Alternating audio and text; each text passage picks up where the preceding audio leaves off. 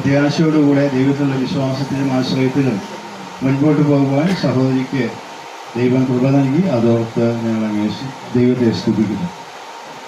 ഇവിടെ നടക്കുന്നതായ ശുശ്രൂഷകൾ ഒരു കാര്യം ആമുഖമായിട്ട് ഞാൻ പറഞ്ഞുകൊള്ളട്ടെ.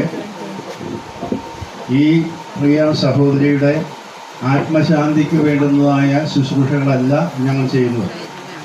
ജീവിച്ചിരിക്കുമ്പോൾ കർത്താവുമായിട്ടുള്ള വ്യക്തമായ ബന്ധത്തിൽ കടന്നു വരികയും ദൈവവൈദ്യൻ എന്ന നിലയിൽ ദൈവത്തെ മഹത്വപ്പെടുത്തി ജീവിപ്പാനും ഇടയായ സഹോദരി എന്ന നിലയിൽ ഈ ഭവനത്തിലുള്ളവരുടെ ആശ്വാസത്തിനും ദൈവികമായ പ്രത്യാശയ്ക്കും വേണ്ടി ഉള്ള ശുശ്രൂഷകൾ മാത്രമാണ് ഇവിടെ നടക്കുന്നത്.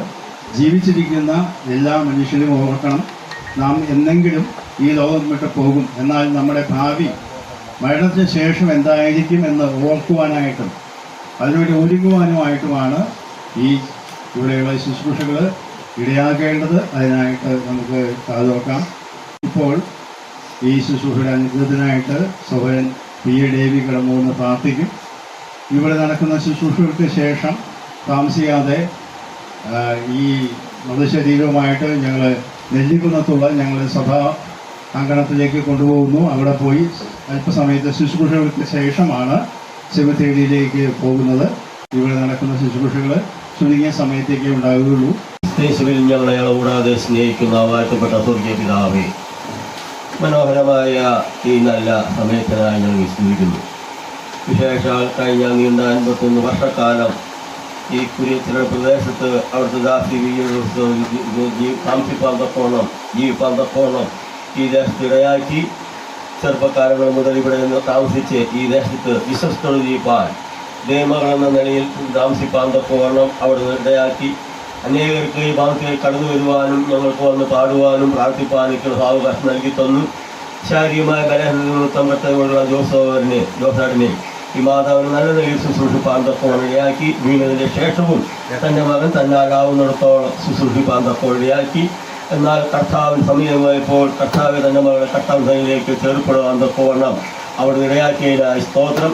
ജീവിച്ച നാൾ മുതൽ കർത്താവിനെ സ്നേഹിച്ചും സേവിച്ചും ഒരു വിശ്വാസി എന്ന നിലയിൽ തൻ്റെ കർത്താവിൻ്റെ ജീവിത പുസ്തകത്തിൽ തൻ്റെ മകളുടെ പേര് എഴുതിയിരിക്കാൻ തൻ്റെ മകൾ കർത്താവിൻ്റെ കൂടെ ആയിരിക്കുന്നു എന്നുള്ളത് ഓർത്ത് ഞങ്ങൾ ദൈവത്തെ സ്തുതിക്കുകയാണ്.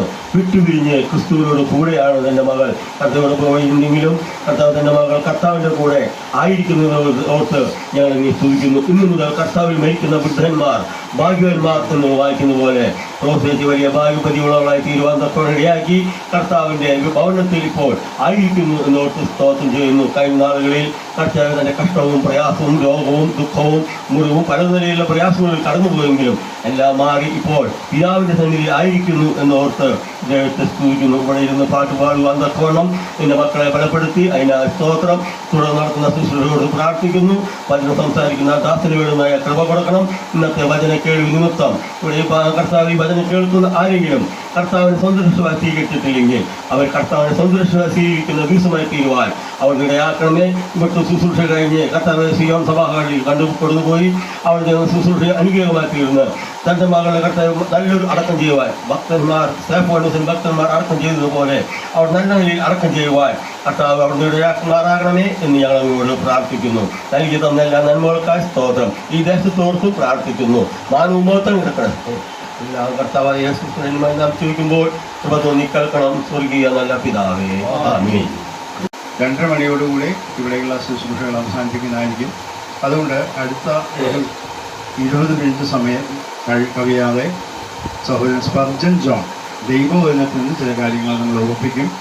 കാരണം ക്രിസ്തീയ പ്രത്യാശ എന്താണെന്നും ക്രിസ്തീയ വിശ്വാസത്തിൻ്റെ അടിസ്ഥാനം എന്താണെന്നും നമ്മുടെ ദൈവവചനത്തിൻ്റെ അടിസ്ഥാനത്തിൽ അത് ബൈബിളിൻ്റെ അടിസ്ഥാനത്തിൽ ഇവിടെ പ്രഘോഷിക്കപ്പെടുകയാണ്.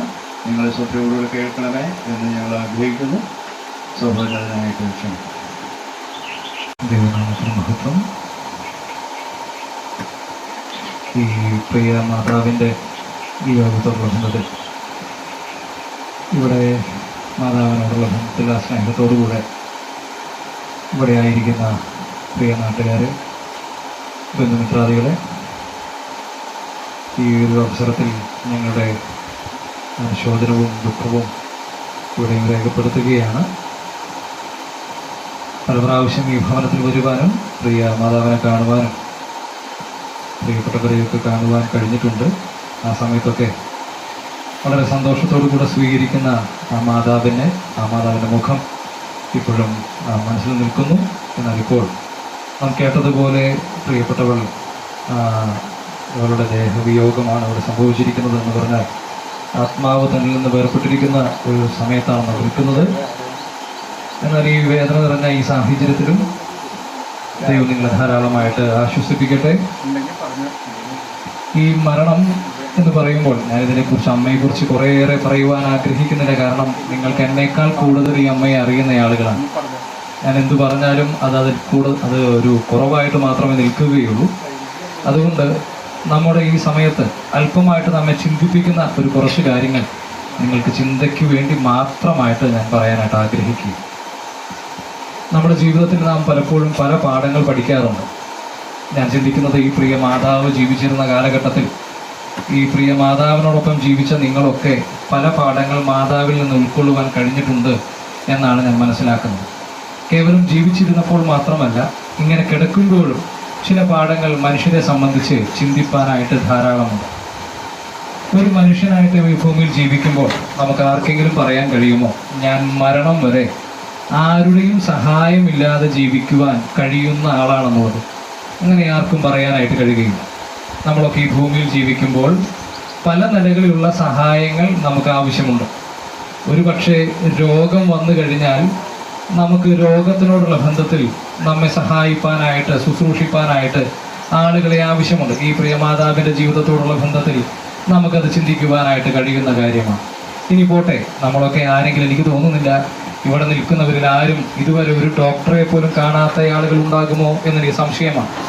എന്ന് പറഞ്ഞാൽ നമ്മൾ അവിടെയും ഒരു സഹായമാണ് തേടുന്നത്. നാം പൈസ കൊടുത്ത് ഡോക്ടറെ കാണുന്നു എന്നുള്ളതൊക്കെ ഒരു വാസ്തവമാണെങ്കിൽ കൂടെയും നമ്മുടെ ജീവിതത്തിൽ ചില സഹായങ്ങൾ ആവശ്യമാണ് എന്ന് തെളിയിക്കുന്ന കാര്യമാണ് നമ്മൾ ഒരു രോഗം വന്നു കഴിഞ്ഞാൽ നമുക്കറിയില്ലാത്ത നമ്മെ സഹായിക്കാൻ ആവശ്യമായ ആ കാര്യത്തിൽ പ്രിയ ഡോക്ടറുടെ സഹായം നാം തേടുന്നു. എൻ്റെ ചോദ്യം, സാധാരണ നാം ഒരു സഹായം തേടുന്നത് ആരിൽ നിന്നാണ്? ഒരു സഹായം ഒരാളിൽ നിന്ന് തേടുന്നത് എപ്പോഴാണ് എന്നൊരു ചോദ്യം നമ്മളൊക്കെ ചോദിച്ചു കഴിഞ്ഞാൽ നിങ്ങളുടെ ഉത്തരം എന്ന് പറയുന്നത് സഹായിപ്പാൻ കഴിയുന്ന ആളിൽ നിന്നാണ് ഈ സഹായം നമ്മൾ തേടുന്നത്. ഞാൻ നേരത്തെ പറഞ്ഞ ഈ ഡോക്ടറുടെ വിഷയം പറയുകയാണെങ്കിൽ ഞാനിത് ചിന്തിക്കുവാൻ കൂടെയാണ് ഞങ്ങൾ പറയുന്നത്. ഈ സമയത്ത് ഈ ഡോക്ടറിൽ നിന്ന് നിങ്ങൾ ആഗ്രഹിക്കുന്നത് എന്താണ്? ഈ രോഗശമനത്തിനുള്ള മരുന്നാണ് നാം ആഗ്രഹിക്കുന്നത്. എന്തുകൊണ്ടാണ് അങ്ങനെ ആ ഡോക്ടറിൽ നാം തേടുന്നതെന്ന് ചോദിച്ചാൽ ഈ രോഗത്തിന്റെ പ്രശ്നം എന്താണെന്നുള്ളത് നമുക്ക് അറിഞ്ഞുകൂടാ. അപ്പോൾ അതുകൊണ്ട് തന്നെ ഈ രോഗം മാറുവാൻ ഇതിനെക്കുറിച്ച് അറിയുന്ന ഡോക്ടറിന്റെ ഒരു സഹായം ആവശ്യമാണ്. ഞാനിത് പറയുമ്പോൾ തന്നെയാണ് ഈ പ്രിയ മാതാവ് ഇവിടേക്ക് നടന്നു വരുന്നത്. നിങ്ങൾ ശ്രദ്ധിച്ചാൽ അറിയാം, ഈ പ്രിയ മാതാവിനെ സംബന്ധിച്ചാണെങ്കിലും ഈ സ്റ്റെപ്പുകൾ ഇറങ്ങി വരുവാനായിട്ട് പ്രിയപ്പെട്ടവൾക്ക് ഒരു സഹായം ആവശ്യം വന്നു. ആ സഹായം ആവശ്യം വന്നപ്പോൾ പ്രിയപ്പെട്ടവൾ അത് ആവശ്യപ്പെട്ടത് അത് സ്റ്റെപ്പ് ഇറങ്ങുമ്പോൾ തനിക്ക് കൈപിടിക്കുവാൻ കഴിയുന്ന ബലമുള്ള ഒരാളോടാണ് താൻ സഹായം ആവശ്യപ്പെടുന്നത്. എന്ന് പറഞ്ഞാൽ മനുഷ്യൻ എപ്പോഴും സഹായം ആവശ്യപ്പെടുന്നത് തനിക്ക് മറ്റുള്ളവരിൽ നിന്ന് അത് ലഭിക്കും എന്നുറപ്പുള്ള ആളുകളിൽ നിന്നാണ് സഹായം ആവശ്യപ്പെടുക. ഞാനിങ്ങനെ ഇങ്ങോട്ട് വരുന്നതിന് കുറച്ച് സമയം മുമ്പ് എന്നോട് ഒരാൾ കുറച്ച് പൈസ ചോദിച്ചു. നമുക്കറിയാം ഇന്ന് ഗൂഗിൾ പേ ഒക്കെ ഉള്ളത് കൊണ്ട് എവിടെ ഇരുന്ന് വേണമെങ്കിലും ഈ പൈസ ചോദിച്ചപ്പോൾ ആ ചോദിച്ച പൈസ എൻ്റെ കയ്യിൽ ഇല്ലാത്തത് കൊണ്ട് അല്പം പൈസ ഞാൻ കൊടുത്തു, ബാക്കി കൊടുത്തില്ല. അപ്പോൾ അവൻ്റെ ചിന്തയും ഇത് തന്നെയാണ്. എന്ന് പറഞ്ഞാൽ ആ പൈസ അവൻ്റെ കയ്യിലുണ്ടാകാം. അപ്പോൾ സാമാന്യ നിലയിൽ നമ്മൾ മരുന്ന് വാങ്ങുമ്പോഴും മറ്റുമൊക്കെ ഇതുപോലെ സാഹചര്യം വന്നാൽ നമ്മൾ പൈസ കടം മേടിക്കുവാനൊക്കെ വിളിക്കുന്നത് പൈസ ഉള്ളവരോടാണ്. നമ്മളെക്കാൾ ദരിദ്രമായി നിൽക്കുന്ന അവസ്ഥയിലുള്ള ആളുകളോട് നാം ചോദിക്കുകയില്ല. അപ്പോൾ ലളിതമായി ചുരുക്കി പറഞ്ഞാൽ അതിൻ്റെ അർത്ഥം നമ്മെ സഹായിക്കാൻ കഴിയുന്ന, അത് ശക്തി കൊണ്ടാകട്ടെ, പണം കൊണ്ടാകട്ടെ, ബുദ്ധി കൊണ്ടാകട്ടെ, അങ്ങനെ പല നിലകളിൽ നമ്മെ സഹായിക്കാൻ കഴിയുന്ന ആളുകളിൽ നിന്ന് നാം സഹായം അഭ്യർത്ഥിക്കാറുണ്ട്. എന്നാൽ എൻ്റെ മനസ്സിലേക്ക് വന്നൊരു കാര്യം, എൻ്റെ മനസ്സിൽ വന്ന കാര്യം എന്ന് മാത്രം പറഞ്ഞാൽ പോരാ, പലപ്പോഴും നാം ചിന്തിക്കുന്നത് ഇവർക്ക് ഏതൊരു സമയത്തും നമ്മുടെ ഏതൊരു സാഹചര്യത്തിലും മനുഷ്യന്മാർ നമ്മെ സഹായിപ്പാൻ കൂടെ ഉണ്ടാകുമെന്നൊരു ചിന്ത നമ്മെ ഭരിക്കാറുണ്ട്. എന്നാൽ വിശുദ്ധ വേദപുസ്തകത്തിൽ ഒരു വാക്യം ഞാൻ നിങ്ങളെ കാണിക്കുവാനായിട്ട് ആഗ്രഹിക്കുകയാണ്. ആ വേദപുസ്തകത്തിൽ പറയുന്ന വാക്ക് ഈ പറഞ്ഞതിൽ നിന്ന് വിപരീതമായ ഒരു ദിശയിൽ പറയുന്ന ഒരു വാക്കാണ്. അത് സങ്കീർത്തന പുസ്തകത്തിലാണ് എഴുതിയിരിക്കുന്നത്. ഞാൻ വായിക്കാൻ പോകുന്ന വേദവാക്യം സങ്കീർത്തന പുസ്തകത്തിൽ ഉള്ളതാണ്. എല്ലാവർക്കും സുപരിചിതമായ ഒരു വേദഭാഗമാണല്ലോ ഈ സങ്കീർത്തന പുസ്തകം. അതിൽ പറഞ്ഞിരിക്കുന്ന വാക്ക് 146-ാമത്തെ സങ്കീർത്തനം, അതിന്റെ 3-ാമത്തെ വാക്യം. അവിടെ ഈ സങ്കീർത്തനം എഴുതിയ വ്യക്തി പറയുകയാണ്, നിങ്ങൾ പ്രഭുക്കന്മാരിൽ ആശ്രയിക്കരുത്. എന്നിട്ട് അടുത്ത വാചകം ഇങ്ങനെയാണ്, സഹായിപ്പാൻ കഴിയാത്ത മനുഷ്യപുത്രനിലും അരുത്. ഞാൻ നേരത്തെ സൂചിപ്പിച്ചല്ലോ, സാധാരണ നമ്മൾ ആശ്രയിക്കുന്ന ആളുകൾ ശക്തരായ ആളുകളായിരിക്കും. പ്രഭുക്കന്മാർ എന്ന് പറഞ്ഞാൽ എല്ലാ സ്വാധീനവുമുള്ള ആളുകളാണ്. നമ്മുടെ ഇന്നത്തെ ഭാഷയിൽ കുറച്ചുകൂടി ലളിതമാക്കി പറഞ്ഞാൽ ഈ തലപ്പത്തിരിക്കുന്ന മുഖ്യമന്ത്രി പോലെയോ പ്രധാനമന്ത്രി പോലെയോ അല്ലെങ്കിൽ മന്ത്രിമാരെ പോലെയുള്ള ആളുകൾ, അവരെ സംബന്ധിച്ച് ഏതൊരു കാര്യവും സഹായിപ്പാൻ സ്വാധീനിപ്പാൻ കഴിയുന്ന ആളുകളാണ്. അപ്പോൾ അങ്ങനെയുള്ള ആളുകൾ സഹായിപ്പാൻ ആവശ്യമുള്ള ആളുകൾ അല്ലെങ്കിൽ നമ്മൾ ആശ്രയിച്ചാൽ അത് പോരായ്മ വരുമോ? സാമാന്യ നിലയിൽ നമ്മുടെ ചിന്തയിൽ അത് പോരായ്മ വരികയില്ല. എന്നാൽ ഈ വേദഭാഗത്ത് എഴുതിയിരിക്കുക, നിങ്ങൾ പ്രഭുക്കന്മാരിൽ ആശ്രയിക്കരുത്. എന്നിട്ട് അടുത്ത വാക്യത്തിൽ എഴുതിയിരിക്കുന്നു, സഹായിപ്പാൻ കഴിയാത്ത മനുഷ്യപുത്രനിലും അരുത്. താൻ ഒരു കാരണം കണ്ടുപിടിക്കുക, അവർക്ക് മനുഷ്യപുത്രന്മാർക്ക് സഹായിപ്പാൻ കഴിയുകയില്ല. പ്രഭുക്കന്മാരിൽ ആശ്രയിക്കരുത്. എന്തുകൊണ്ട്? ആ ചോദ്യത്തിന്റെ ഉത്തരമാണ് സഹായിപ്പാൻ കഴിയാത്ത മനുഷ്യപുത്രനിൽ അരുത്. അപ്പോൾ പ്രഭുക്കന്മാർ സഹായിക്കുന്ന ആളുകളല്ലേ, അവർക്കല്ലേ സഹായിപ്പാൻ കഴിയുക. പക്ഷെ താൻ പറയുകയാണ്, ഏതൊരു വ്യക്തിയും എന്ന് പറഞ്ഞാൽ അടുത്ത വാചകത്തിൽ മനുഷ്യപുത്രൻ എന്ന് പറയുമ്പോൾ എല്ലാ മനുഷ്യരെയും ഒരുപോലെ കണ്ടുകൊണ്ട് താൻ പറയുന്നത്, ആരും തന്നെ മനുഷ്യനായി ജനിച്ച ആരും തന്നെ സഹായിപ്പാൻ കഴിയുന്നവരല്ല. അതുകൊണ്ട് ഈ സഹായിപ്പാൻ കഴിയാത്ത മനുഷ്യപുത്രനിൽ നിങ്ങൾ ആശ്രയിക്കരുത് എന്ന് പറയുന്നു. എന്താ ഇതിന്റെ കാരണം? ഒരു കാരണം വേണ്ടേ? നേരത്തെ പറഞ്ഞത് പ്രകാരം ഇവർക്കൊക്കെ സഹായിപ്പാൻ കഴിയുന്ന ആളുകളാ. പക്ഷെ ഈ സങ്കീർത്തനക്കാരൻ പറയുന്നു അങ്ങനെയല്ല എന്ന് പറയുന്നു. അങ്ങനെയെങ്കിൽ അതിനുള്ള കാരണം എന്ത് എന്ന് ചോദിച്ചാൽ ഇതേ വാക്കിൽ ഇദ്ദേഹം തന്നെ ഇതിന് താഴെ എഴുതിയിട്ടുണ്ട്. അതിന്റെ കാരണം ഇങ്ങനെ എഴുതിയിരിക്കുന്നു, എന്തുകൊണ്ട് മനുഷ്യപുത്രനിൽ ആശ്രയിക്കരുത്, എന്തുകൊണ്ട് പ്രഭുക്കന്മാരിൽ ആശ്രയിക്കരുത് എന്ന് ചോദിച്ചു കഴിഞ്ഞാൽ അതിന്റെ ഉത്തരം എന്ന് പറയുന്നത് അവിടെ എഴുതിയിരിക്കുന്നത് ഇങ്ങനെയാണ്, അവന്റെ ശ്വാസം പോകുന്നു, അവൻ മണ്ണിലേക്ക് തിരിയുന്നു, അന്ന് തന്നെ അവന്റെ നിരൂപണങ്ങൾ നശിക്കുന്നു. എന്റെ പ്രിയപ്പെട്ടവരെ, എത്രയും വാസ്തവമായ ഒരു വാചകമാണ് ഇത്. എന്ന് പറഞ്ഞാൽ ഒരു പ്രഭുവിന്റെ അടുത്ത് പോയി അദ്ദേഹത്തോട് സഹായം ചോദിച്ചു, ആ സഹായം ചോദിച്ചിട്ട് ചെയ്തു തരാമെന്ന് പറഞ്ഞു എന്ന് തന്നെ വിചാരിക്കുക. അങ്ങനെ ഇരിക്കുമ്പോൾ തന്നെ അദ്ദേഹത്തിന്റെ മൂക്കിൽ നിന്ന് ആ ശ്വാസം പോയാലോ, പിന്നെ ആ ഭാഗം ചിന്തിക്കേ വേണ്ട. എന്ന് പറഞ്ഞാൽ പിന്നീട് ആ വ്യക്തിയിൽ നിന്നൊരു സഹായം ലഭിക്കുക എന്നുള്ള പ്രതീക്ഷ നമ്മുടെ അവിടെ തന്നെ അവസാനിക്കുകയാണ്. കാരണം എന്താ?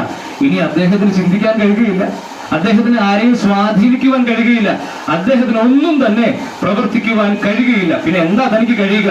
ഒന്നും കഴിയുകയില്ല എന്നല്ല, അതിനുശേഷം സംഭവിക്കുന്ന കാര്യം അവിടെ പറയുന്നുണ്ട്, അവൻ മണ്ണിലേക്ക് തിരിയുന്നു. ഇത് തന്നെയാ ഈ പ്രിയ മാതാവിനോടുള്ള ബന്ധത്തിൽ ഇനി സംഭവിക്കുവാനായിട്ടിരിക്കുന്നത്. എന്ന് പറഞ്ഞാൽ ശ്വാസം നിലച്ചു കഴിഞ്ഞാൽ സ്വാഭാവികമായി അടുത്ത് നടക്കേണ്ടുന്ന പ്രക്രിയ എന്ന് പറയുന്നത് അത് തിരികെ മണ്ണിലേക്ക് പോകുക തന്നെയാണ്. പക്ഷേ ഒരു വാചകം അവിടെ വീണ്ടും ചേർത്ത് വെച്ചിട്ടുണ്ട്. അതിങ്ങനെയാണ്, അന്നു തന്നെ അവന്റെ നിരൂപണങ്ങൾ നശിക്കുന്നു. അതൊരു ശ്രദ്ധിക്കേണ്ടുന്ന വാചകമാണ്. ഞാനിത് പറയാൻ കാരണം, എൻ്റെ ഒരു കൂട്ടുകാരൻ കുറച്ചു നാളുകൾക്ക് മുമ്പ് താൻ മരണപ്പെട്ടത് അത് ഇന്നും എന്നെ സ്വാധീനിക്കുന്ന ഒരു വിഷയമാണ്. അത്രയും വേണ്ടപ്പെട്ട കൂട്ടുകാരനായതുകൊണ്ട് തന്നെ അന്ന് അവസാനം കണ്ട സമയത്ത്, മരിക്കുന്നതിന്റെ തലേ ദിവസം തന്നെ കണ്ട സമയത്ത് ഞങ്ങൾ സംസാരിച്ച വിഷയം, ഒരു ചില കാര്യങ്ങളൊക്കെ കണ്ടിട്ട് ഇതിനെക്കുറിച്ച് കുറച്ചും കൂടെ കൂടുതലായിട്ട് മനസ്സിലാക്കി നാളെ ഇതിനെപ്പറ്റി സംസാരിക്കാമെന്നുള്ള നിലയിലാണ് ഞങ്ങൾ പിരിഞ്ഞത്. അപ്പോൾ ആ കാര്യങ്ങളുടെ ഒരു ഔട്ട്ലൈൻ എന്ന് പറഞ്ഞാൽ രൂപരേഖയൊക്കെ ചിന്തിച്ചു വെച്ചു. ഇനി കൂടുതൽ അതിനെപ്പറ്റി ചിന്തിച്ചിട്ട് നാളെ സംസാരിക്കാം എന്ന് പറഞ്ഞു പോന്നു. ഞാൻ മറ്റൊരു യാത്രയിലേക്ക് പോയി. ഈ പ്രിയപ്പെട്ടവൻ പിന്നീടുള്ള അന്നത്തെ പകൽ യാത്ര ചെയ്യുന്നതിനിടയിൽ അപകടം വന്നു, മരിച്ചു. അപകട മരണമായിരുന്നു. അപ്പോൾ അത് ആകസ്മിക വളരെ പെട്ടെന്ന് സംഭവിക്കുന്ന ഒരു മരണമായതുകൊണ്ട് അറിയാമല്ലോ, ഒരു പ്രത്യേകമായ അനുഭവമാണ് അതിൽ സംഭവിക്കുക. എന്റെ മനസ്സിൽ വന്ന ഒരു കാര്യം, അദ്ദേഹം എന്ന് പറയുന്നത്, ആ പ്രിയപ്പെട്ടവൻ വളരെ ഉയർന്ന് ചിന്തിക്കുന്ന ഒരു മനുഷ്യനാണ്. നന്നായി ചിന്തിക്കുന്ന, നന്നായി കാര്യങ്ങൾ മനസ്സിലാക്കാൻ ശ്രമിക്കുന്ന, അങ്ങനെ കാര്യങ്ങളൊക്കെ മനസ്സിലാക്കി പറയുന്ന ഒരു വ്യക്തിയാണ്. അങ്ങനെയുള്ള ഒരു ബുദ്ധിജീവി എന്നൊക്കെ പറയുന്നത് പോലെയുള്ള വ്യക്തിയാണ്. പക്ഷേ എന്റെ മനസ്സിൽ വന്ന കാര്യം ഇങ്ങനെയാണ്, അവൻ മരണപ്പെട്ട ആ സമയം തന്നെ അവന്റെ ചിന്തകളും അതോടുകൂടെ അസ്തമിച്ചു പോയി. അവന്റെ എല്ലാ അത്രയും ബുദ്ധിയുള്ള മനുഷ്യനായിരുന്നു എന്നുള്ളത് വാസ്തവമാണെങ്കിലും ആ തലച്ചോറ് പിന്നെ എന്തായി? അത് യാതൊരു പ്രയോജനവുമില്ലാത്ത, യാതൊന്നിനും പ്രയോജനം ഭവിക്കാതെ വണ്ണം ഏറ്റവും ശൂന്യമായ ഒരു വസ്തുവായി എന്ന് പറഞ്ഞാൽ മണ്ണിലേക്ക് മാത്രം കളയേണ്ടുന്ന ഒരു പാഴ് വസ്തുവായിട്ട് അത് മാറ്റപ്പെടുകയാണ്. എന്റെ പ്രിയപ്പെട്ടവരെ, അതുകൊണ്ടാണ് വേദപുസ്തകത്തിൽ ഇങ്ങനെ ഒരു കാര്യം എഴുതി വെച്ചിരിക്കുന്നത്. ഈ മനുഷ്യൻ എന്ന് പറയുന്നയാൾ അവർ കേവലം നിസാരനായ ഒരു വ്യക്തിയാണ്. തന്റെ ശ്വാസം നിലയ്ക്കുന്നതോടുകൂടെ എന്ത് സംഭവിക്കുന്നു? ആ മനുഷ്യൻ ഇല്ലാതെയാകുന്നു. ഞാൻ ഇങ്ങനെ പറയട്ടെ എന്റെ പ്രിയപ്പെട്ടവരെ, നമുക്ക് ഈ ഭൂമിയിൽ ജീവിക്കുമ്പോൾ നമുക്ക് വിചാരിച്ചു വെച്ചിരിക്കുന്നത് നമുക്ക് ഇങ്ങനെ ഈ ആരോഗ്യത്തോടു കൂടെ കുറെ നാൾ മുൻപോട്ട് പോകാമെന്നാ. എന്റെ ബുദ്ധി കൊണ്ടോ, എന്റെ ശക്തി കൊണ്ടോ, എന്റെ മിടുക്ക് കൊണ്ടോ, എന്റെ പൈസ കൊണ്ടോ ഇതൊക്കെ എന്നെ സഹായിക്കുകയും എന്റെ സ്വാധീനമൊക്കെ എന്നെ സഹായിക്കുകയും ഞാൻ കുറെ നാൾ ജീവിക്കുവാൻ കഴിയുമെന്നാണ് വിചാരിക്കുന്നത്. പക്ഷേ വാസ്തവം എന്ന് പറയുന്നത്, പ്രിയ മാതാവ് ഇവിടെ യാതൊരു അനക്കവുമില്ലാതെ കിടക്കുമ്പോൾ നമ്മെ ഓർമ്മിപ്പിക്കുന്ന വസ്തുത എന്ന് പറയുന്നത്, ഇതുപോലെ എനിക്കും നിങ്ങൾക്കും ഇതുപോലെ തന്നെ കിടക്കേണ്ടത്. മരണം മറ്റു രീതിയിലാണെങ്കിൽ വ്യത്യസ്തമായിരിക്കും, എന്നാൽ തന്നെ സ്വാഭാവികമായി നാം ഇതുപോലെ യാതൊരു അനക്കവുമില്ലാതെ കിടക്കേണ്ട മനുഷ്യർ മാത്രമാണ്. നമ്മുടെ ഈ മൂക്കിൽ നിന്ന് നാം ഇന്ന് നിശ്വസിക്കുന്ന, വലിക്കുന്ന ഈ ശ്വാസം അത് നിലച്ചുപോയാൽ ആ നിമിഷം തന്നെ നാം യാതൊരു പ്രാധാന്യവുമില്ലാത്ത ആളുകളായി മാറും എന്നുള്ള വാസ്തവമാണ് ഇവിടെ താൻ പറയുന്നത്. എന്നിട്ട് താൻ പറയുകയാണ്, ഈ മനുഷ്യന്മാർ, അതുകൊണ്ട് ഈ മനുഷ്യന്മാരെ ആരെയും ആശ്രയിക്കരുത് എന്ന് പറഞ്ഞാൽ അവർ ആഗ്രഹിച്ചാലും സഹായിപ്പാൻ കഴിയാത്ത, ശ്വാസം നഷ്ടപ്പെട്ടു കഴിഞ്ഞാൽ തീർന്നു പോകുന്ന മനുഷ്യർ മാത്രമാണ്. എന്നാൽ ഇതിനൊരു ഉത്തരം വേണമല്ലോ, അല്ലെ? ഈ സഹായിപ്പാൻ ആവശ്യമുണ്ട്. നമ്മൾ നേരത്തെ പറഞ്ഞതുപോലെ മനുഷ്യൻ ഈ ഭൂമിയിൽ ജീവിക്കുമ്പോൾ പല നിലകളിലുള്ള ആവശ്യങ്ങളുണ്ട്. ഈ ഭൂമിയോടുള്ള ബന്ധത്തിൽ മാത്രമല്ല, അതിനപ്പുറത്തേക്കും ആവശ്യമുണ്ട്. അപ്പോൾ ആ വിഷയത്തിൽ എങ്ങനെയാ, ആർക്കാ സഹായിപ്പാൻ കഴിയുക? ആ ചോദ്യത്തിന്റെ ഉത്തരമായി അടുത്തത് സങ്കീർത്തനക്കാർ ഇങ്ങനെയാ പറയുന്നത്: യാക്കോബിന്റെ ദൈവം സഹായമായി തന്റെ ദൈവമായ യഹോവയിൽ പ്രത്യാശയുള്ളവൻ ഭാഗ്യവാൻ. ദൈവത്തിന് സ്തോത്രം. ഇവിടെ കൃത്യമായിട്ട് അതിന്റെ ഉത്തരം താൻ പറയുന്നുണ്ട്. ഒരു ഉത്തരമുണ്ട് എന്ന് പറഞ്ഞാൽ നിരാശപ്പെടേണ്ടെന്ന ആവശ്യം മനുഷ്യർക്കില്ല. പകരമായി ഒരു ആശയ്ക്ക് വകുപ്പുണ്ട്. അതെന്താണെന്ന് ചോദിച്ചു കഴിഞ്ഞാൽ, യാക്കോബിന്റെ ദൈവം സഹായമായി തന്റെ ദൈവമായ യഹോവയിൽ പ്രത്യാശയുള്ളവൻ ഭാഗ്യവാൻ. എന്റെ പ്രിയപ്പെട്ടവരെ, ഇവിടെ ആ സങ്കീർത്തനക്കാരൻ ചുറ്റുപാടും പരിശോധിച്ചിട്ട്, തന്റെ ജീവിതത്തിന്റെ മുഴുകാലവും പരിശോധിച്ചിട്ട് താൻ കണ്ടെത്തിയ ഒരു കാര്യം: മനുഷ്യനെ ആശ്രയിക്കരുത്, രാജാക്കന്മാരിൽ ആശ്രയിക്കരുത്. അവരൊക്കെ ആഗ്രഹമുണ്ടായാൽ കൂടെ, സ്വാധീനമുണ്ടായാൽ കൂടെ, ശക്തി ഉണ്ടായാൽ കൂടെ, ഒരു നിമിഷം അവരുടെ ശ്വാസം നിലയ്ക്കുന്നതോടുകൂടെ തങ്ങൾ പറഞ്ഞ വാക്ക് പാലിക്കുവാൻ കഴിയാത്ത, കേവലം മണ്ണിലേക്ക് തിരിയേണ്ടുന്ന വസ്തുക്കളായിട്ട് മാത്രം തീരുമ്പോൾ, ഇത് ആശ്വാസത്തിനും സഹായത്തിനുമായി എവിടെ ആശ്രയിക്കണം? ദൈവമായ യഹോവയിൽ ആശ്രയിക്കണം. ആ യഹോവയിൽ പ്രത്യാശയുള്ളവൻ ഭാഗ്യവാൻ എന്ന് പറയുന്നത്. എന്നാൽ എന്റെ പ്രിയപ്പെട്ടവരെ, ഞാൻ വേഗത്തിൽ കാര്യങ്ങൾ പറഞ്ഞ് അവസാനിപ്പിക്കുവാൻ ആഗ്രഹിക്കുക.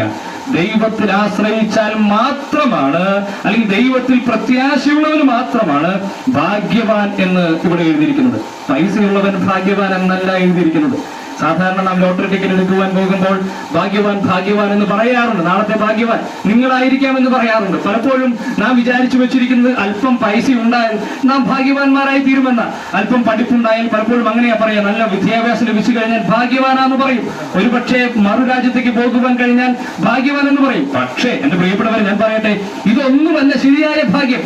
ശരിയായ ഭാഗ്യം എന്ന് പറഞ്ഞാൽ നിത്യനായിരിക്കുന്ന ദൈവം എന്റെ ആശ്രയമായിരിക്കുന്നു, അല്ലെങ്കിൽ നിത്യനായിരിക്കുന്ന ദൈവം എന്നെ ഏതു സമയത്തും സഹായിപ്പാൻ കഴിയുന്നവരാണെന്നുള്ള ആ പ്രത്യാശ, ആ പ്രതീക്ഷ, ആ ഉറപ്പ് ആർക്കാണോ ഉള്ളത്, ലളിതമായി പറഞ്ഞാൽ ദൈവം സ്വന്തം എന്ന് അവകാശപ്പെടുവാൻ ആർക്കാണോ കഴിയുന്നത്, അവരെ സംബന്ധിച്ച് മാത്രമേ ഈ ഭാഗ്യവാൻ എന്ന് പറയുന്ന പദവിയിലേക്ക് എത്തിച്ചേരുന്നുള്ളൂ. ഈ പ്രിയ മാതാവിനെ സംബന്ധിച്ച് അത് വാസ്തവമായ ഒരു വിഷയമാണ്. ഒരുപക്ഷെ ഈ ചുറ്റുപാടുകൾ നോക്കിക്കഴിഞ്ഞാൽ അധികം ഭാഗ്യമുള്ള സഹോദരി ആയിരുന്നോ എന്ന് സംശയം തോന്നാം. പക്ഷേ ഞങ്ങൾക്ക് ഉറപ്പിച്ചു പറയുവാൻ കഴിയുന്ന, അല്ല, ദൈവവചനത്തിന്റെ പ്രകാരം ഉറപ്പിച്ചു പറയുവാൻ കഴിയുന്ന ഒരു കാര്യമുണ്ട്: തനിക്ക് തന്റെ ദൈവമായ യഹോവയിൽ സകല പ്രതീക്ഷയും ഉണ്ടായിരുന്നു. ആ പ്രതീക്ഷയോടുകൂടിയാ താൻ ജീവിച്ചത്.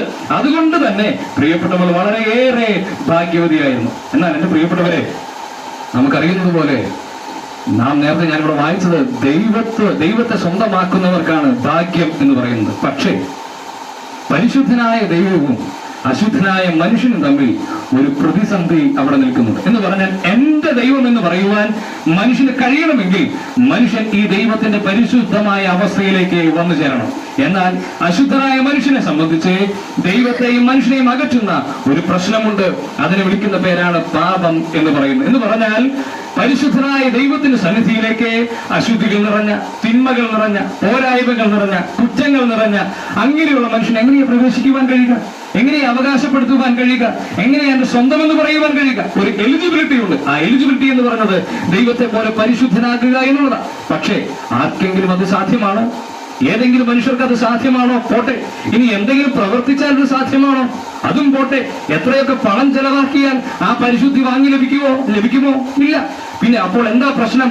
ഈ പ്രശ്നം എന്ന് പറയുന്ന മനുഷ്യനെ സംബന്ധിച്ച് ഈ ദൈവം ആശ്രയം എന്ന് പറയുവാൻ, ഈ ദൈവത്തിൽ എനിക്ക് പ്രത്യാശയുണ്ടെന്ന് പറയുവാൻ കഴിയുമാറ് ഒരു ബന്ധത്തിലേക്ക് വരുവാൻ കഴിയാതെ പോകുന്നു. അതുകൊണ്ട് ആ പ്രശ്നത്തിന്റെ പരിഹാരം സംഭവിക്കണം. അതെങ്ങനെയാ സംഭവിക്കുക? അതിന്റെ ഉത്തരം വിശുദ്ധ പൗലോസ്ലീഹ കൃത്യമായിട്ട് ഇങ്ങനെയാണ് പറയുന്നത്.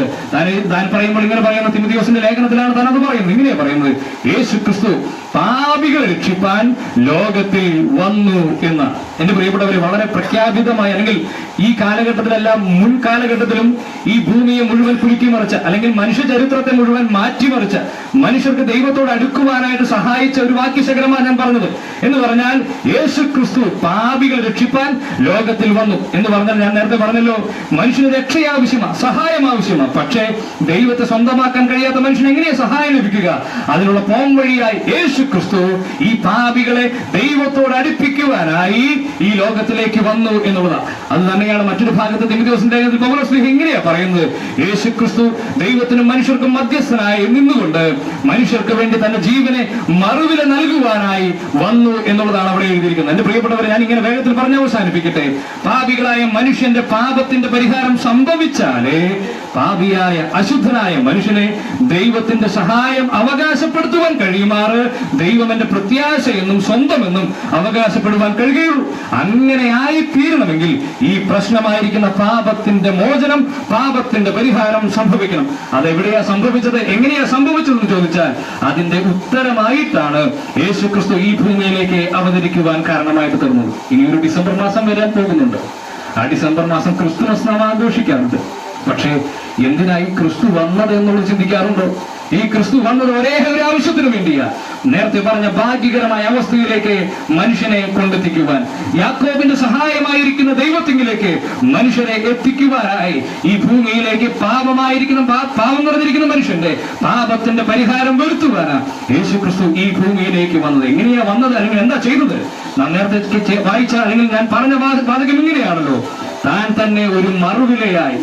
എന്ന് പറഞ്ഞാൽ പാപത്തിന്റെ കടം വീട്ടുവാൻ, ആ കടത്തിന്റെ പൂർണ്ണമായ വില താൻ തന്നെ ദൈവസന്നിധിയിൽ ദൈവത്തിന് കൊടുത്തു വീട്ടിയ ഒരു രംഗമുണ്ട്. അതാണ് കാൽവറി ക്രൂശ് എന്ന് പറയുന്നത്. ഈ ഭൂമിയിൽ യേശു ക്രിസ്തു വന്നതിന്റെ ഒരേ ഒരു ആഗ്രഹം എന്ന് പറയുന്നത് പാപികളായ മനുഷ്യർ ദൈവത്തോട് അടുക്കുവാനും ഭാഗ്യവാന്മാരുമായി തീരുവാനാണ്. എങ്ങനെയാ അത് സാധ്യമായിട്ട് തീർന്നത്? നമ്മുടെ പാപത്തിന്റെ പരിഹാരത്തിനായി യേശു ക്രിസ്തു തന്റെ ശരീരത്തിൽ നമ്മുടെ പാപങ്ങളെ വഹിച്ചുകൊണ്ട് കാൽവറി ക്രൂശിൽ നമ്മുടെ പാപത്തിന്റെ മറുവിലയായി, പാപത്തിന്റെ കടം വീട്ടേണ്ടുന്ന വില മുഴുവൻ കൊടുക്കുവാൻ ഇടയായ സാഹചര്യമാണ് ക്രൂശ് മരണം എന്ന് പറയുന്നത്. എന്റെ പ്രിയപ്പെട്ടവരെ, അതാ ദൈവത്തിന്റെ സ്നേഹം എന്ന് പറയുന്നത്. പാപികളായ മനുഷ്യരെ സംബന്ധിച്ച്, രക്ഷയില്ലാതിരിക്കുന്ന മനുഷ്യരെ സംബന്ധിച്ച് ബൈബിൾ ഇങ്ങനെയാണ് പറയുന്നത്. ആരാ പാപി എന്ന് ചോദിച്ചാൽ അതിന്റെ ഉത്തരം കൃത്യമായിട്ടുണ്ട്. യേശു ക്രിസ്തു പാപികളെ രക്ഷിപ്പാൻ ലോകത്തിൽ വന്നു എന്ന് പറയുമ്പോൾ തന്നെ ഞാൻ നേരത്തെ ഉദ്ധരിച്ച വാക്യത്തിൽ ഇങ്ങനെയാ പറയുന്നത്: എല്ലാവർക്കും വേണ്ടി തന്നെ മറുവിലയായി നൽകിയ യേശു ക്രിസ്തു എന്ന് പറഞ്ഞാൽ എല്ലാവരും ഒരുപോലെ പാപികളാണ്. മറ്റൊരു ഭാഗത്ത് ഇങ്ങനെയാ പറയുന്നത്: സകല മനുഷ്യരും ഒരുപോലെ, കൊള്ളരുതാത്തവർ എല്ലാവരും പാപം ചെയ്തു എന്ന് പറഞ്ഞാൽ ഇവിടെ ഇരിക്കുന്ന, അല്ലെങ്കിൽ ഞാൻ വിശ്വസിച്ച് ദൈവത്തിലായിത്തീർന്ന മനുഷ്യരോ മറ്റു മനുഷ്യരോ അല്ല, ആരും തന്നെ വേർതിരിവുകളില്ല.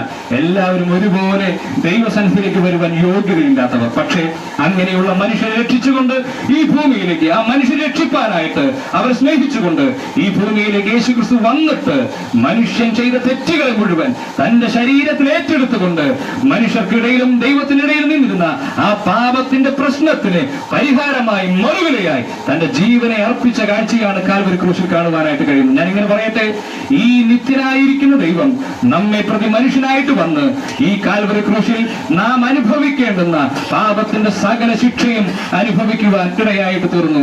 അവിടെ തെസ്സലോനിക്ക ലേഖനത്തിൽ ഇങ്ങനെ ഒരു വാചകമുണ്ട്.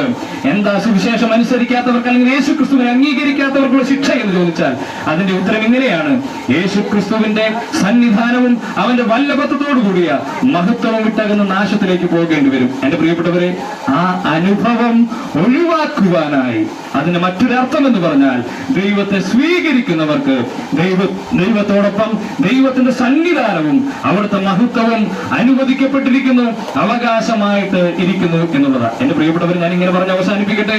ഈ യേശു ക്രിസ്തു ദൈവത്തെ മനുഷ്യരുമായി ബന്ധപ്പെടുത്തുവാനാണ് സാക്ഷാൽ ദൈവപുത്രൻ മനുഷ്യനായിട്ട് ഈ ഭൂമിയിൽ വന്ന് നമ്മുടെ പാപത്തിന്റെ പരിഹാരത്തിനായി കാൽവരി ക്രൂശിൽ തന്റെ ജീവനെ നൽകുവാൻ ഇടയായി നൽകിയത്. ആ ക്രൂശ് മരണം എന്റെ പാപത്തിന്റെ പരിഹാരം വരുത്തിയ പ്രവൃത്തിയാണ്. സകല മനുഷ്യർക്കും വേണ്ടിയാണ്. എല്ലാ മനുഷ്യരും ഒരുപോലെ പാപികളായതുകൊണ്ട് ഇന്ന് കേൾക്കുന്ന എല്ലാ മനുഷ്യരോടുമുള്ള ബന്ധത്തിലും ഏതൊരു മനുഷ്യനാണോ ഈ ദൈവത്തെ സംബന്ധിച്ച് എന്റെ സ്വന്തം എന്ന് അവകാശപ്പെടുവാൻ കഴിയാതെ നിൽക്കുന്നത്, അവരെ സംബന്ധിച്ച് തീർച്ചയായും വേണ്ട അനുഭവമാണ് ദൈവം എന്റേത് എന്ന് പറയുന്നത്. അങ്ങനെയെങ്കിൽ എനിക്ക് പ്രതീക്ഷയ്ക്ക് വകയുണ്ട്. മനുഷ്യർക്ക് എന്നെ സഹായിക്കാൻ കഴിയുകയില്ല. അതിനപ്പുറമായി എന്നെ സഹായിക്കുന്ന ഒരു ദൈവമുണ്ട്. ആ ദൈവത്തിലേക്ക് വരുവാൻ ഒരേ ഒരു മാർഗമേ ഉള്ളൂ, അത് യേശു ക്രിസ്തുവാണ്. എന്നാൽ ഈ സുവിശേഷം അനുസരിച്ചില്ലെങ്കിലോ? ഈ പ്രിയ മാതാവ് ഇവിടെ കിടക്കുന്നു, അല്ലെങ്കിൽ മാതാവിന്റെ ഭൗതിക ശരീരം ഇവിടെ കിടക്കുന്നു. പക്ഷെ നമുക്കറിയാം, ആത്മദേഹിയായിരിക്കുന്ന ആത്മാവിനെ ഉൾക്കൊള്ളുന്ന ഈ ദേഹത്തിൽ നിന്ന് ആത്മാവ് വേർപെടുന്നതാണല്ലോ മരണം. അങ്ങനെയെങ്കിൽ നമ്മുടെ ആത്മാക്കൾക്ക് മരണമില്ല എന്നുള്ള വസ്തുതയും നാം വിസ്മരിച്ചു പോകരുത്. ഈ മരണത്തിന് ശേഷം, നമ്മുടെയൊക്കെ മരണത്തിന് ശേഷം നാം എവിടേക്കെന്നൊരു ചോദ്യം ഉയർന്നു നിൽക്കുന്നുണ്ട്. ഇവിടെയുള്ള എല്ലാവരും മരണത്തെക്കുറിച്ചും മരണത്തിന് ശേഷമുള്ള കാര്യത്തെക്കുറിച്ചും ജീവിതമുണ്ടെന്ന് വിശ്വസിക്കുന്നവരാണല്ലോ. അതുകൊണ്ട് ഞാൻ അത് വേഗത്തിൽ ഇങ്ങനെ പറഞ്ഞ് അവസാനിപ്പിക്കട്ടെ. എന്റെ പ്രിയപ്പെട്ടവരെ, മരണത്തിന് ശേഷം നാം നിൽക്കേണ്ടുന്ന ഒരു കോടതിയുടെ മുൻപാകെ നിൽക്കേണ്ടുന്ന അവസ്ഥയുണ്ട്. ഈ ഭൂമിയിൽ നമ്മെ ജീവിക്കുവാൻ അനുവദിച്ച ദൈവത്തിന്റെ മുൻപാകെ നാം എങ്ങനെ ജീവിച്ചു എന്നുള്ളതിന്റെ കണക്ക് പറയേണ്ടുന്ന ഒരു ദിവസമുണ്ട്.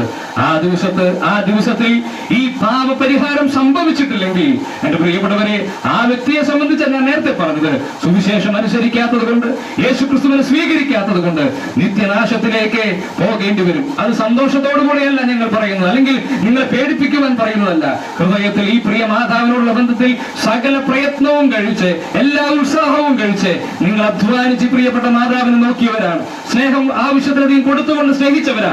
അങ്ങനെയുള്ള നിങ്ങളെ, നല്ലവരായ നിങ്ങളെ ഓർമ്മിപ്പിക്കുവാൻ ആഗ്രഹിക്കുക. എന്റെ പ്രിയപ്പെട്ടവരെ, സ്നേഹത്തിന്റെ ആത്മാവിൽ തന്നെ പറയട്ടെ, ഈ യേശു ക്രിസ്തുവിനെ സ്വീകരിക്കാതെ ദൈവം സ്വന്തമായി തീരാതെ വന്നു കഴിഞ്ഞാൽ നിങ്ങളെ സഹായിപ്പാൻ ആർക്കും കഴിയുകയില്ല.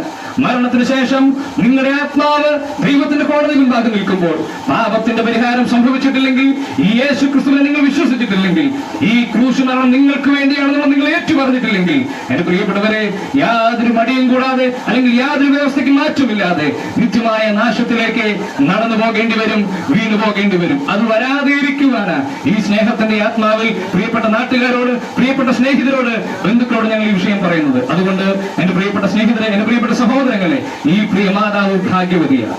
തന്റെ ജീവിതത്തിൽ വെച്ച്, തന്റെ ആ പ്രായത്തിൽ വെച്ച് തന്നെ ഈ കർത്താവായ യേശു ക്രിസ്തുവിനെ കണ്ടുമുട്ടുവാനും തനിക്ക് പകരമായി കാൽവരി ക്രൂശിൽ മരിച്ച ക്രിസ്തുവിനെ മനസ്സിലാക്കുവാനും തനിക്ക് കഴിഞ്ഞു. അത് മുഖാന്തരം ദൈവത്തോട് അടുക്കുവാനും ദൈവം തന്റെ പ്രത്യാശയായിട്ട് മാറുവാനും കഴിഞ്ഞു. അത് ഓർക്കുവാനാ പലപ്പോഴും താനിവിടെ നിന്ന് സാരിയും ചട്ടയും മുണ്ടുമൊക്കെ മാറിയിട്ട് ആ നെല്ലിക്കുന്ന് അവിടെ വന്നിരുന്നത്. പലപ്പോഴും അതിന് ആ ഒരു കാര്യത്തിനോട് ബന്ധത്തിന് താനിവിടെ നിന്ന് യാത്ര ചെയ്ത് അത്രയും ദൂരം പലപ്പോഴും വന്നിരുന്നത്. എന്തുകൊണ്ടാണ്? തന്റെ ജീവിതത്തിൽ ഈ പ്രത്യാശയായിരിക്കുന്ന ദൈവം എപ്പോഴും തന്റെ സന്തോഷ വിഷയമായിരുന്നു. ആ ദൈവത്തെ ഓർക്കുക എന്നുള്ളത് തന്റെ സന്തോഷ വിഷയമായിരുന്നു. തന്റെ ഭാഗ്യം എന്ന് പറയുന്നത് ആ ക്രിസ്തുവിനാണെന്നുള്ള ഉറപ്പ് തന്നിൽ ഉണ്ടായിരുന്നത് കൊണ്ട് ആ പ്രവൃത്തി താൻ മുടങ്ങാതെ ക്ഷീണതയാകുന്നത് വരെ താൻ ചെയ്യുവാൻ ശ്രമിച്ചുകൊണ്ടിരുന്നത്. എന്റെ പ്രിയപ്പെട്ടവരെ, ഞാൻ ഇങ്ങനെ പറഞ്ഞ് അവസാനിപ്പിക്കുന്നു. ഈ യേശു ക്രിസ്തു മുഖാന്തരമല്ലാതെ നിങ്ങൾക്ക് സഹായിപ്പാൻ മറ്റാരുമില്ല. എന്തുകൊണ്ടെന്ന് ചോദിച്ചാൽ, മനുഷ്യർ ഈ ഭൂമിയിൽ മരണത്തോടുകൂടി അവസാനിക്കുമ്പോൾ ഇതാ നിത്യനായി സദാകാലം ജീവിക്കുന്ന ഏകരക്ഷകനായിരിക്കുന്ന യേശു ക്രിസ്തു നിങ്ങളുടെ പാപത്തിന്റെ പരിഹാരത്തിനായി കാൽവരി ക്രൂശിൽ മരിച്ചത് നിങ്ങളുടെ പാപത്തിന്റെ പരിഹാരത്തിനാണെന്ന് മനസ്സിലാക്കി ഈ യേശു ക്രിസ്തു മുഖാന്തരം ദൈവത്തോട് അടുക്കുവാൻ നിങ്ങൾക്കിടയായിട്ട് തീരണം. അതുകൊണ്ട് എബ്രായ ലേഖനത്തിൽ ഇങ്ങനെ ഒരു വാക്കുണ്ട്.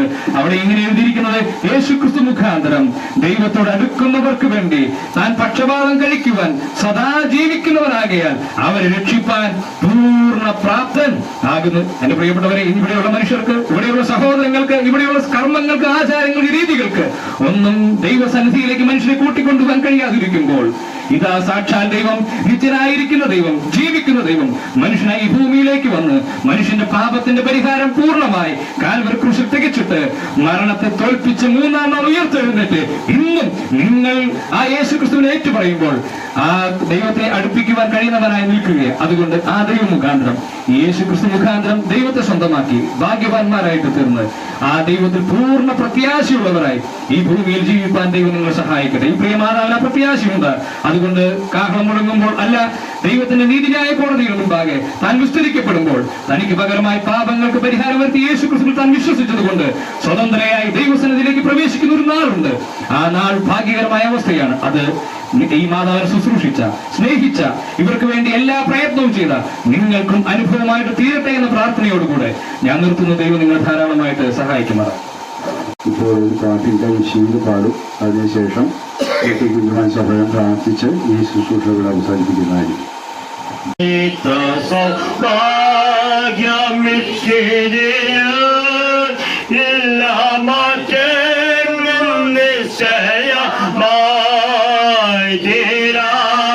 സന്തോഷം ക്രിസ്തുവിലുള്ള തോരാത്ത കണ്ണീര് മല്ലിലുള്ളൂ, മല്ലിലുള്ളൂ.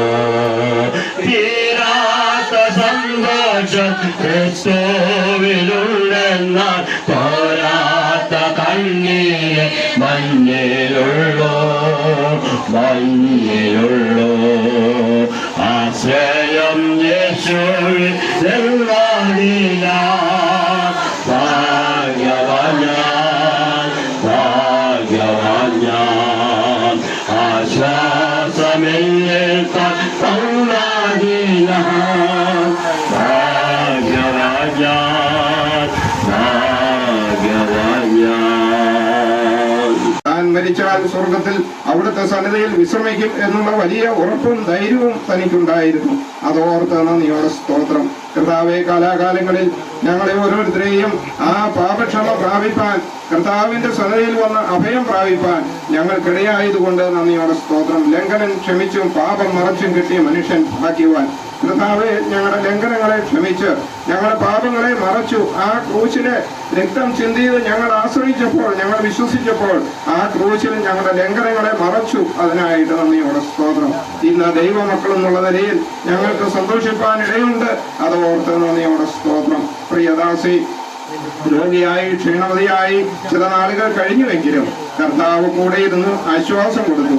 എന്നാൽ ഇന്ന് കർത്താവെ, തന്റെ രോഗം, ആ ക്ഷീണം ഒക്കെ മാറി ഇന്ന് താൻ അവിടുത്തെ സന്നിധിയിൽ വിശ്രമിക്കുന്നു. അതിനായിട്ട് നന്ദിയോടെ സ്തോത്രം. കർത്താവെ, ആ മുഖത്തുറമായിരിക്കുന്ന അവസ്ഥയിലേക്ക് അവിടുന്ന് അവിടുത്തെ ദാസിയെ വിളിച്ചു ചേർത്തല്ലോ. നന്ദിയോടെ സ്തോത്രം. ഈ ഭൗതിക ശരീരം ഞങ്ങൾക്ക് മണ്ണിൽ അടക്കം ചെയ്യേണ്ടതുണ്ട്. അത് ഞങ്ങൾ വിതയ്ക്കുകയാണ്, അത് ഉയർത്തെഴുന്നേൽക്കും. അവിടുന്ന് കാഹളം ധരിക്കുമ്പോൾ കർത്താവെ, മരിച്ചവർ ആദ്യം ഉയർത്തെഴുന്നേൽക്കും. പിന്നെ ജീവനോടെ ശേഷിക്കുന്ന ദൈവമക്കൾ കർത്താവെ രൂപാന്തരം പ്രാപിച്ച് മേഘങ്ങളിൽ അങ്ങയോടുകൂടെ എടുക്കപ്പെടും. അതോർത്ത് നന്ദിയോടെ സ്തോത്രം. ആ പ്രത്യാശയോടെ ഈ ദാസിയെ ഞങ്ങൾ കർത്താവെ ഞങ്ങൾ അടക്കം ചെയ്യട്ടെ. ഇന്ന് ഈ ഭവനത്തിൽ നൽകിയ ശുശ്രൂഷയ്ക്കായി, ദൈവദാസന് നൽകിയ വചനത്തിനായി നന്ദിയോടെ സ്തോത്രം. കർത്താവെ, ഈ ദാസിയുടെ പ്രിയപ്പെട്ടവരും ഈ രക്ഷയിലേക്ക്, ഈ സന്തോഷത്തിലേക്ക്, ഈ അനുഗ്രഹത്തിലേക്ക്, ഈ ആത്മരക്ഷയിലേക്ക് കടന്നു വരുവാൻ അവിടുന്ന് സംഗതിയാക്കണം എന്ന് ഞങ്ങൾ അവിടുത്തോട് പ്രാർത്ഥിക്കുന്നു. ഞങ്ങൾ ഹോളിലേക്ക് ഈ ബോഡി കൊണ്ടുപോവുകയാണ്. അവിടുത്തെ ശുശ്രൂഷ അനുഗ്രഹിക്കപ്പെടുവാൻ, വഴിയാത്ര ക്ഷേമമായിരിക്കാൻ ഒക്കെ അവിടുന്ന് സഹായിക്കണമേ. തുടർന്നുള്ള ശുശ്രൂഷകളെല്ലാം അനുഗ്രഹിക്കപ്പെടുവാൻ, അങ്ങയുടെ നാമം മഹത്വപ്പെടുവാൻ അവിടുന്ന് സംഗതിയാക്കണമേ. അങ്ങയുടെ നാമത്തിൽ ഞങ്ങൾ ആശ്രയിക്കുന്നു, അങ്ങയിൽ ചാരുന്നു, മഹത്വമൊക്കെയും അങ്ങയ്ക്ക് തരുന്നു. യേശു കർത്താവിന്റെ നാമത്തിൽ താഴ്മയായി അപേക്ഷിച്ചുകൊള്ളുന്നു. ആമേൻ.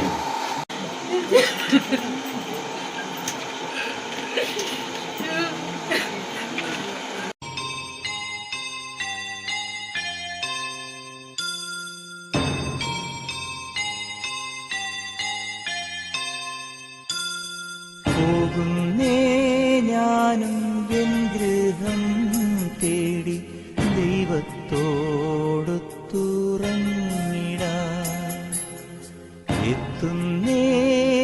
ഞാനെന്നാഥന്റെ ചാരി കിട്ടിയെന്നൊപ്പമുണർന്നിടാൻ. കരയുന്നോ നിങ്ങൾ എന്തിനായി ഞാനൻ സ്വന്ത ദേശത്ത് പോകുമ്പോൾ? കഴിയുന്നു യാത്ര ഇത്ര നാൾ കാത്ത ഭവനത്തിൽ ഞാനും ചെന്നിതാ. പോകുന്നേ ഞാനും എൻ ഗൃഹം തേടി ദൈവത്തോടു തുറന്നിടാൻ.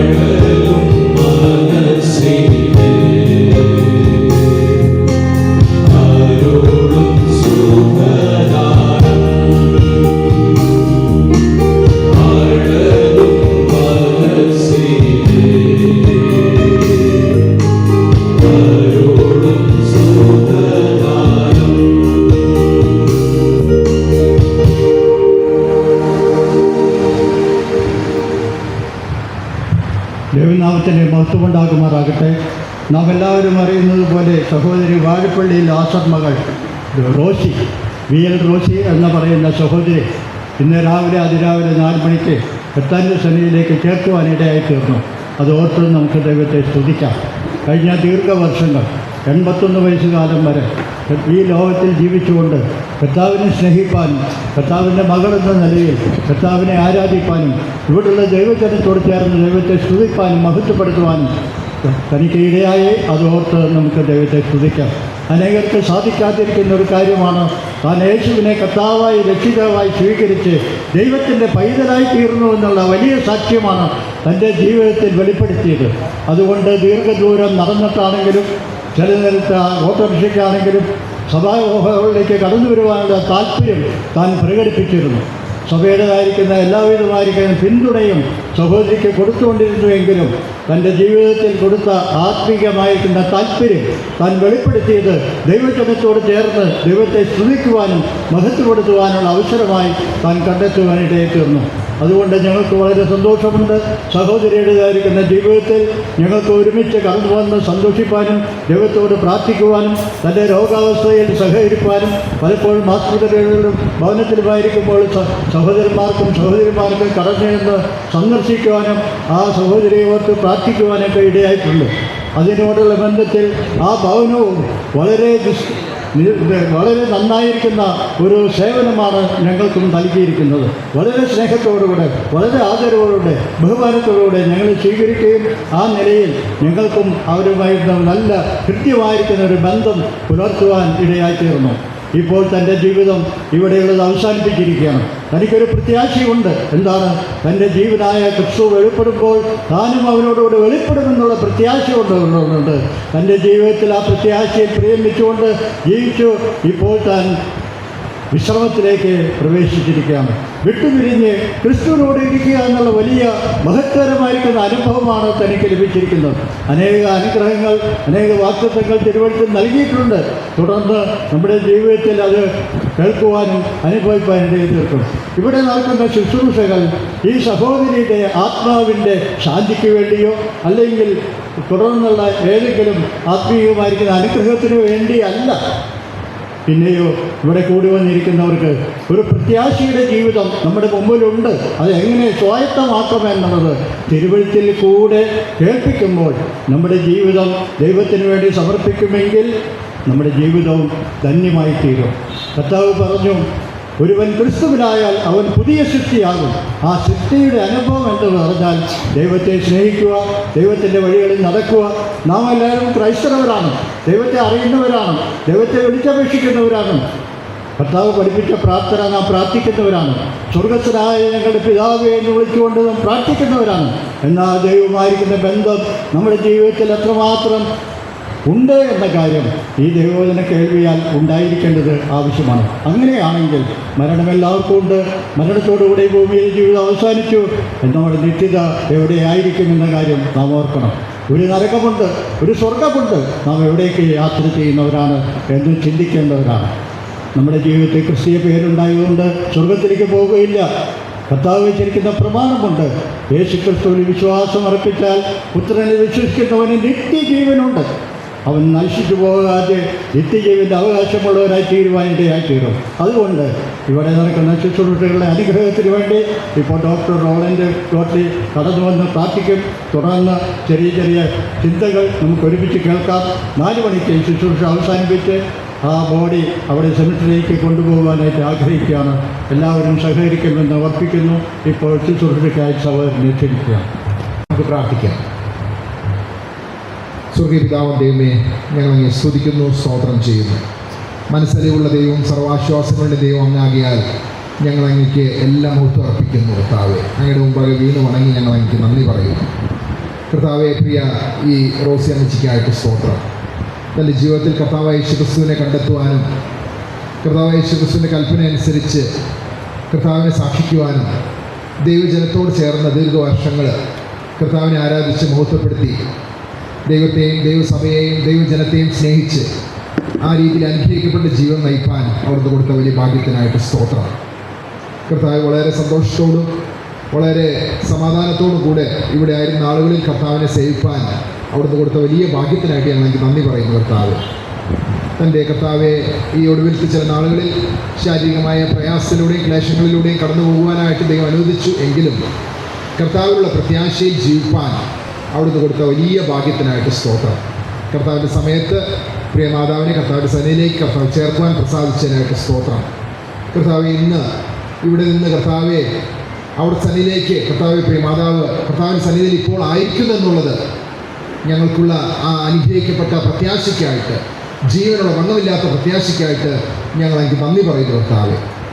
ദൈവമേ, ഇപ്പോൾ ഇവിടെ കൂടിയിരിക്കുന്ന പ്രിയ ബന്ധുമിത്രാദികൾ, അതുപോലെ കടന്നു വന്നിരിക്കുന്ന മറ്റ് പ്രിയപ്പെട്ടവർ കർത്താവെ, അതുപോലെ സഭാവിശ്വാസികൾ, എല്ലാ പ്രിയപ്പെട്ടവരെയും ഓർത്ത് പ്രാർത്ഥിക്കുന്നു കർത്താവെ. ഞങ്ങളെ കേട്ടതുപോലെ ദൈവമേ, ദൈവമക്കളായിത്തീരുന്ന ആ പ്രത്യാശയും ആ അനുഭവമുള്ള പ്രിയപ്പെട്ടവർക്കായിട്ട് സ്തോത്രം. എന്നാൽ ആ അനുഭവമില്ലാത്ത ആരെങ്കിലും കർത്താവെ ഇവിടെ കൂടിയിട്ടുണ്ടെങ്കിൽ ഈ ശുശ്രൂഷയിൽ പങ്കെടുക്കുന്ന മുഖാന്തരം അവരുടെ ജീവിതത്തിൽ കർത്താവെ പാപത്തെക്കുറിച്ചും നീതിയെക്കുറിച്ചും ബോധം വരുത്തുന്ന പരിശുദ്ധാത്മാവ് അവരുടെ ഹൃദയത്തിൽ പ്രവർത്തിക്കുകയും അവർ കർത്താവായ യേശുക്രിസ്തുവിൽ വിശ്വസിച്ച് ദൈവമക്കളായി അങ്ങനെ ഒരു അനുഗ്രഹിക്കപ്പെട്ട ദിവസമായി ഇന്നത്തെ ദിവസം തീരുവാൻ അവിടെ നിര്യാക്കുകയും ചെയ്യണം എന്ന് ഞങ്ങൾ അങ്ങോട്ട് പ്രാർത്ഥിക്കുന്നു. അവിടുത്തെ സാന്നിധ്യ ബോധത്തിലിരിക്കാൻ ഞങ്ങൾ ഓരോരുത്തരെയും സഹായിക്കണമെന്ന് ഞങ്ങൾ അങ്ങോട്ട് പ്രാർത്ഥിക്കുന്നു. ദുഃഖത്തിലിരിക്കുന്ന പ്രിയപ്പെട്ടവർക്ക് കർത്താവിൻ്റെ ആശ്വാസം കൊടുക്കണമേ എന്ന് ഞങ്ങൾ അങ്ങോട്ട് പ്രാർത്ഥിക്കുന്നു. തുടർന്ന് നടക്കുന്ന ശുശ്രൂഷകളുടെ അനുഗ്രഹത്തിന് വേണ്ടിയും അടിയങ്ങൾ ദൈവമുഖത്തേക്ക് നോക്കി പ്രാർത്ഥിക്കുന്നു. കർത്താവ് സഹായിക്കണമേ, അവിടുത്തെ നാം മഹത്വപ്പെടുവാൻ ഇടയാക്കണമേ എന്ന് പ്രാർത്ഥിക്കുന്നു.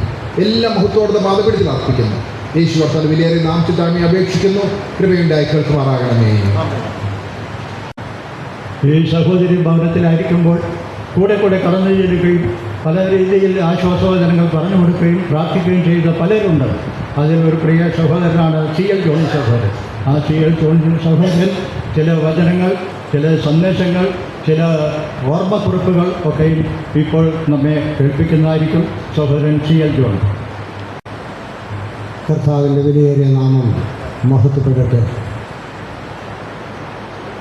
ദീർഘവർഷത്തെ പരിചയം നമുക്ക് ഈ റോസിക്കായിട്ടുണ്ട്. എന്നേക്കാൾ ഒരുപക്ഷെ അധികം പരിചയമുള്ളവരുണ്ടായിരിക്കും എന്ന് തന്നെയാണ് ഞാൻ കരുതുന്നത്. പ്രായമുള്ള ആളുകൾക്ക് അത് തീർച്ചയായിട്ടും ഉണ്ടായിരിക്കും. എൻ്റെ അറിവനുസരിച്ച് നമ്മുടെ പീറ്റർ ചാക്കോ സഹോദരൻ സ്നാനപ്പെടുന്ന സമയത്താണ് ഈ സഹോദരി സ്നാനപ്പെട്ട് ഈ സ്ഥലം സഭയോട് ചേർന്നത്. ഞാനൊന്ന് വിശദീകരിക്കുന്നത് പൊതുവെ ഇവിടെയുള്ള അവരുടെ പ്രിയപ്പെട്ടവർക്കും കൂടെയാണ്. സ്നാനപ്പെട്ട് ഈ സഭയോട് ചേരുക എന്ന് പറഞ്ഞാൽ അതിൻ്റെ അർത്ഥം വീണ്ടും ജനിച്ച ഒരാൾ, അഥവാ യേശുവിനെ കർത്താവും രക്ഷിതാവുമായി സ്വീകരിച്ച ഒരാൾ, ഞാൻ യേശുവിനെ കർത്താവ് രക്ഷിതാവായി സ്വീകരിച്ചിരിക്കുന്നു എന്നും അതിൻ്റെ ഒരു ബാഹ്യ അടയാളമായി ദൈവകൽപ്പനയായിട്ട് സ്നാനജലത്തിൽ അവനെ സാക്ഷിക്കുന്ന ഒരു സമ്പ്രദായമുണ്ട്. പല രീതികളിലുമാണ് സ്നാനം നടന്നു കാണുന്നത്. ശിശുസ്നാനമുണ്ട്, സ്നാപക യോഹന്നാൻ്റെ സ്നാനമുണ്ട്, സാക്ഷാൽ പിതാവിൻ്റെയും പുത്രൻ്റെയും പരിശുദ്ധാത്മാവിൻ്റെയും നാമത്തിൽ സ്നാനം കഴിപ്പിക്കുവാൻ കർത്താവ് അന്ത്യനിയോഗത്തിൽ കൽപ്പന ചെയ്ത സ്നാനമുണ്ട്. ചുരുക്കം ചിലർ യേശുവിൻ്റെ നാമത്തിൽ സ്നാനം കഴിക്കുന്നു. അങ്ങനെ മരിച്ചവരുടെ സ്നാനം എന്ന് പറഞ്ഞ് മറ്റൊരു സ്നാനവും തിരുവഴുത്തിലുണ്ട്. എന്നാൽ യഥാർത്ഥമായി വീണ്ടും ജനിച്ച അല്ലെങ്കിൽ യേശുവിനെ കർത്താവും രക്ഷിതാവുമായി സ്വീകരിച്ച ഒരു വ്യക്തി കർത്താവിൻ്റെ കൽപ്പന അനുസരിച്ച് സ്നാനജലത്തിൽ സാക്ഷ്യം വഹിക്കുന്ന സ്നാനമാണ് ഈ റോസി സഹോദരി അനുഭവിച്ചത് അല്ലെങ്കിൽ സ്വീകരിക്കാനിടയായത്.